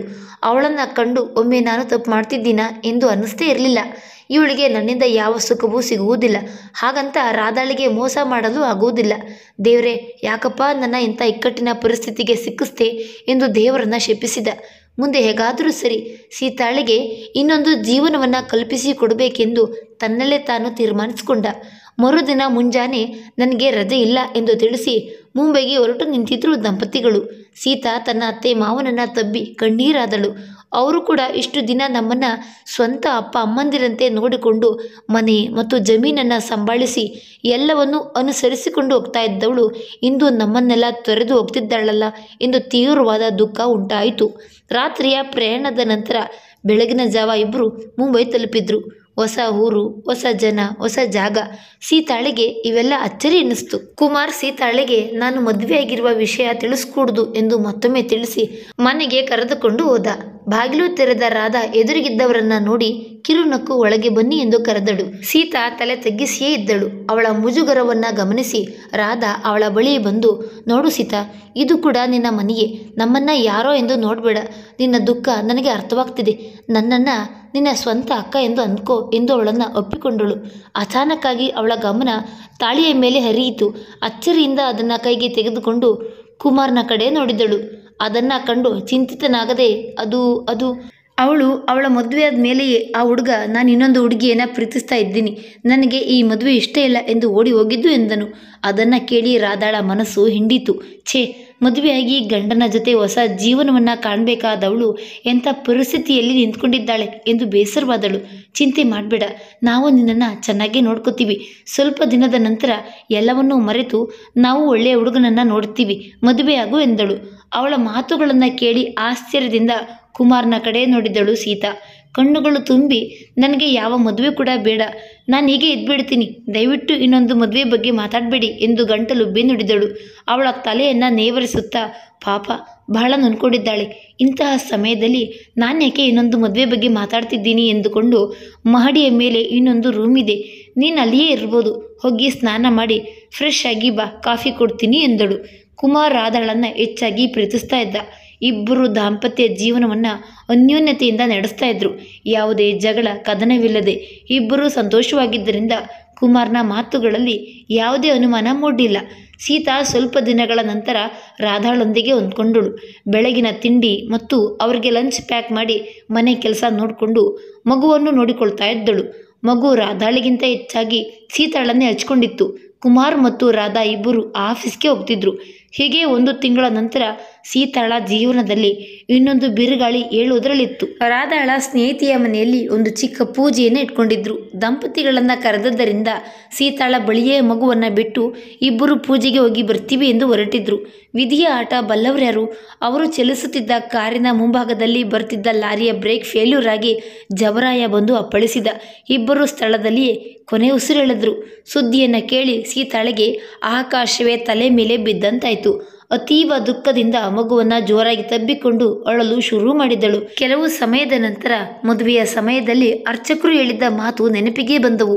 ಎಷ್ಟೇ ಕಷ್ಟ ಬಂದರೂ ಎಂದಿಗೂ ಹಿಂದಿರುಗಬೇಡ. ನಿನ್ನ ಜೀವನದಲ್ಲಿ ಮುಂದೆ ಮತ್ತೆ ಏಳಲಾಗದ ಪರಿಸ್ಥಿತಿ ನಿನ್ನ ಎದುರಾಗಬಹುದು. ಅವನ್ನೆಲ್ಲ ಹಿಂದಿಕ್ಕಿ ನೀನು ಮುನ್ನುಗ್ಗಬೇಕು ಎನ್ನುವ ಮಾತುಗಳು ಸ್ಮೃತಿಯಲ್ಲಿ ಬಂದು ಹೋದವು. ನನ್ನ ಹಣೆ ಬರಹದಲ್ಲಿ ಏನು ಬರೆದಿದೆಯೋ ಅದನ್ನು ಬಂದಂತೆ ಸ್ವೀಕರಿಸ್ತೀನಿ ಎಂದು ದೃಢ ನಿರ್ಧಾರ ಮಾಡಿ ಮಗುವನ್ನು ಎತ್ತಿಕೊಂಡು ಹೊರ ನಡೆದಳು. ಕುಮಾರ್ ಮತ್ತು ರಾಧಾರ ಅಂತ್ಯ ಸಂಸ್ಕಾರವನ್ನು ಮುಗಿಸಿ ತನ್ನೂರಿಗೆ ಮರಳಿದಳು. ಮನೆ ಬಾಗಿಲಲ್ಲಿ ನಿಂತ ಸೀತಾಳನ್ನು ಕಂಡು ಜಾನಕಮ್ಮನವರಿಗೆ ಅಚ್ಚರಿಯಾಗಿತ್ತು. ಕುಮಾರ್ನೊಂದಿಗೆ ಮುಂಬೈಗೆ ಹೊರಡುವಾಗ ಮಹಾಲಕ್ಷ್ಮಿಯ ಕಳೆಯೊಂದಿಗೆ ಹೋಗಿದ್ದವಳು ಈಗ ಬೋಳಾಗಿದ್ದ ಅವಳ ಮಗುವನ್ನು ಕಂಡು ಕಂಕುಳಲ್ಲಿ ಇದ್ದ ಮಗುವನ್ನು ನೋಡಿ ಅವರ ಮನಸ್ಸು ಕೇಡನ್ನೇ ಶಂಕಿಸಿತು. ಇದೇನೇ ಸೀತಾ, ಇದು ಯಾರ್ದವ ಮಗು? ನೀನ್ಯಾಕೆ ಕುಂಕುಮ ಇಟ್ಕೊಳ್ಳದೆ ಬಂದಿದ್ದೀಯಾ? ಕುಮಾರ್ ಇಲ್ಲಿ? ಪ್ರಶ್ನೆಗಳ ಸುರಿಮಳೆ ಸುರಿದ್ರು. ಅವರ ಮಾತಿಗೆ ಯಾವುದೇ ಉತ್ತರ ನೀಡದೆ ಒಳ ಬಂದು ಸೋಫಾ ಮೇಲೆ ಕುಳಿತುಕೊಂಡಳು. ಅತ್ತೆ, ಮಗುಗೆ ತುಂಬ ಹೊಟ್ಟೆ ಹಸಿವಾಗ್ತಿದೆ, ಸ್ವಲ್ಪ ಹಾಲು ಕಾಯಿಸ್ಕೊಂಡು ಬನ್ನಿ, ನಂತರ ನಿಮಗೆ ಎಲ್ಲವನ್ನೂ ಹೇಳ್ತೀನಿ ಎಂದಳು. ಮನದಲ್ಲಿ 1000 ಪ್ರಶ್ನೆಗಳಿದ್ದರೂ ಮಗು ಅಳುವ ಧ್ವನಿ ಕೇಳಿ ಅಡುಗೆ ಮನೆಗೆ ಓಡಿ ಹೋಗಿ ಹಾಲು ಕಾಯಿಸಿ ತಂದುಕೊಟ್ರು. ಇತ್ತ ಜಮೀನಿನ ಬಳಿ ನೀರು ಬಿಡಲು ಹೋಗಿದ್ದ ಗೌಡರು ಮನೆಗೆ ವಾಪಸ್ಸಾಗಿದ್ರು. ಸೀತಾಳ ಬಳಿ ಮಗು ನೋಡಿ ಅವಳ ಮುಖವನ್ನು ಗಮನಿಸಿ ಏನೋ ಅವಘಡ ಸಂಭವಿಸಿದೆ ಎಂದು ಅರಿತುಕೊಂಡ್ರು. ಇಬ್ಬರನ್ನೂ ತನ್ನ ಬಳಿ ಕೂರಿಸಿಕೊಂಡು ನಡೆದ ದುರಂತವನ್ನೆಲ್ಲ ವಿವರಿಸಿ ಕುಮಾರಿಗೆ ಮೊದಲೇ ಮದುವೆಯಾಗಿ ಆಗಿದ್ದರಿಂದ ಅವರು ನನ್ನನ್ನು ಮದುವೆಯಾಗಲು ನಿರಾಕರಿಸಿದ್ದು. ಅದಾದ ನಂತರ ನಾನು ಕೇವಲ ಮನೆ ಕೆಲಸದವಳ ರೀತಿ ಅವರ ಮನೆಯಲ್ಲಿ ಇದ್ದ ಪರಿಸ್ಥಿತಿಯನ್ನು ವಿವರಿಸುತ್ತಾ ಪೂಜೆಗೆ ಎಂದು ಹೊರಟವರು ಹೆಣವಾಗಿ ಬಂದ ಘಟನೆಯನ್ನು ವಿವರಿಸಿ ತಾನೇ ಅಂತ್ಯ ಸಂಸ್ಕಾರವನ್ನು ಮುಗಿಸಿ ಇಲ್ಲಿಗೆ ಬಂದ ಸಂದರ್ಭವನ್ನು ಒಂದೇ ಉಸಿರಿನಲ್ಲಿ ಹೇಳಿ ಮುಗಿಸಿದ್ದಳು. ಅದನ್ನು ಕೇಳಿದ ವಯಸ್ಸಾದ ದಂಪತಿಗಳಿಗೆ ಒಂದು ಕ್ಷಣ ಉಸಿರು ನಿಂತು ಹೋದಂತಾಯಿತು. ನಾವೇ ನಮ್ಮ ಕೈಯಾರ ಮಕ್ಕಳ ಜೀವನವನ್ನು ಹಾಳು ಮಾಡಿಬಿಟ್ವಿ ಎಂದು ರೋಧಿಸತೊಡಗಿದ್ರು. ಇರೋನೊಬ್ಬ ಮಗ ನೆಮ್ಮದಿಯಿಂದ ಜೀವನವನ್ನು ಮಾಡ್ತಿದ್ದ. ಚಿಕ್ಕ ವಯಸ್ಸಿನಿಂದಲೂ ನಾವೇ ಇಲ್ಲದ ಸಂಬಂಧಗಳನ್ನು ಹೇರಿ ಅವನ ಸಾವಿಗೆ ನಾವೇ ಕಾರಣವಾಗ್ಬಿಟ್ಟು ಎಂದು ರೋಧಿಸತೊಡಗಿದ್ರು. ಹಾಗಾದರೆ ಈ ಮಗು ನಮ್ಮ ವಂಶದ ಕುಡಿ, ನಮ್ಮ ರಕ್ತ ಎಂದು ಮಗುವನ್ನು ವಿರೋಧಿಸುತ್ತಲೇ ಮುದ್ದಾಡತೊಡಗಿದ್ರು. ಸ್ವಲ್ಪ ಸಮಯ ಕಳೆಯುತ್ತಲೇ ಬಂದದ್ದನ್ನು ಸ್ವೀಕರಿಸಬೇಕು. ನಮ್ಮಿಂದಾಗಿ ಸೀತಾ ಮತ್ತು ಕುಮಾರಿಬ್ಬರ ಬದುಕು ಕೂಡ ಹಾಳಾಯಿತು. ಇನ್ನು ಯಾವುದೇ ಇಂತಹ ಆಲೋಚನೆಗಳನ್ನು ಮಾಡಬಾರ್ದೆಂದು ದೃಢವಾದರು. ಮಗು ಹೊಸ ಮುಖಗಳನ್ನು ನೋಡುತ್ತಲೇ ಗಾಬರಿಯಾಗಿ ಅಳುತ್ತಲೇ ಸೀತಾಳನ್ನು ಅಪ್ಪಿಕೊಂಡಿತು. ಸೀತಾ 9 ತಿಂಗಳು ಹೆತ್ತು ತಾಯಿಯಾಗದೆ ಒಂದು ಮಗುವಿಗೆ ತಾಯಿಯಾದಳು. ಊರಿನ ಜನರ ಬಾಯಿಯನ್ನು ಎಂದಿಗೂ ಮುಚ್ಚಿಸಲು ಸಾಧ್ಯವಾಗುವುದಿಲ್ಲ. ನನ್ನ ಜೀವನದಲ್ಲಿ ಬಂದದ್ದನ್ನೆಲ್ಲ ಸ್ವೀಕರಿಸ್ತಾ ಇದ್ದೀನಿ. ದೇವರು ನಮ್ಮನ್ನು ಇಂದು ಕೈ ಬಿಟ್ಟಿರ್ಬೋದು, ಮುಂದೊಂದು ದಿನ ನಮ್ಮನ್ನು ಕಾಪಾಡ್ತಾನೆ ಎನ್ನುವ ನಂಬಿಕೆ ನನಗಿದೆ. ಇಂದಿನಿಂದ ನಾನೇ ನಿಮ್ಮ ಮಗ ಎಲ್ಲ. ನನ್ನ ಜೀವನದಲ್ಲಿ ನಿಮ್ಮ ಮೂವರಿಗೆ ಮಾತ್ರ ಪ್ರಾಮುಖ್ಯತೆ. ನೋವಿರಲಿ ನಲಿವಿರಲಿ ಒಟ್ಟಿಗೆ ಜೀವನ ಸಾಗಿಸೋಣ ಎಂದು ದೃಢವಾಗಿ ಹೇಳಿ ತನ್ನ ಅತ್ತೆ ಮಾವನನ್ನು ಸಂತೈಸಿದಳು. ಕೆಲವು ದಿನಗಳ ನಂತರ ತಾನೇ ಎಲ್ಲ ಕೆಲಸ ಕಾರ್ಯಗಳನ್ನು ನೋಡಿಕೊಳ್ಳುತ್ತಾ ಮನೆ ನಡೆಸಿಕೊಂಡು ವ್ಯವಸಾಯದ ಕಡೆ ಗಮನ ಹರಿಸಿ ಒಳ್ಳೆಯ ಲಾಭದೊಂದಿಗೆ ಉತ್ತುಂಗಕ್ಕೇರಿದಳು. ಊರಿನವರಿಗೆಲ್ಲ ವಿಷಯ ತಿಳಿದಿದ್ರೂ ಕೂಡ ಯಾರೂ ಅವಳ ಬಗ್ಗೆ ಮಾತಾಡೋದು ಹೋಗಲಿಲ್ಲ. ಯಾಕಂದರೆ ಮಾತಾಡಲು ಯಾವುದೇ ಕಾರಣಗಳೇ ಇರಲಿಲ್ಲ. ಎಲ್ಲವನ್ನೂ ತೆರೆದ ಪುಸ್ತಕದಂತೆ ಅವಳ ಜೀವನ ಎಲ್ಲರಿಗೂ ತಿಳಿದಿತ್ತು. ತನ್ನ ಅತ್ತೆ ಮಾವನನ್ನು ಮತ್ತು ತನ್ನ ಮಗನನ್ನು ನೋಡಿಕೊಳ್ಳುತ್ತಾ ಜೀವನ ಸವೆಸಿದಳು.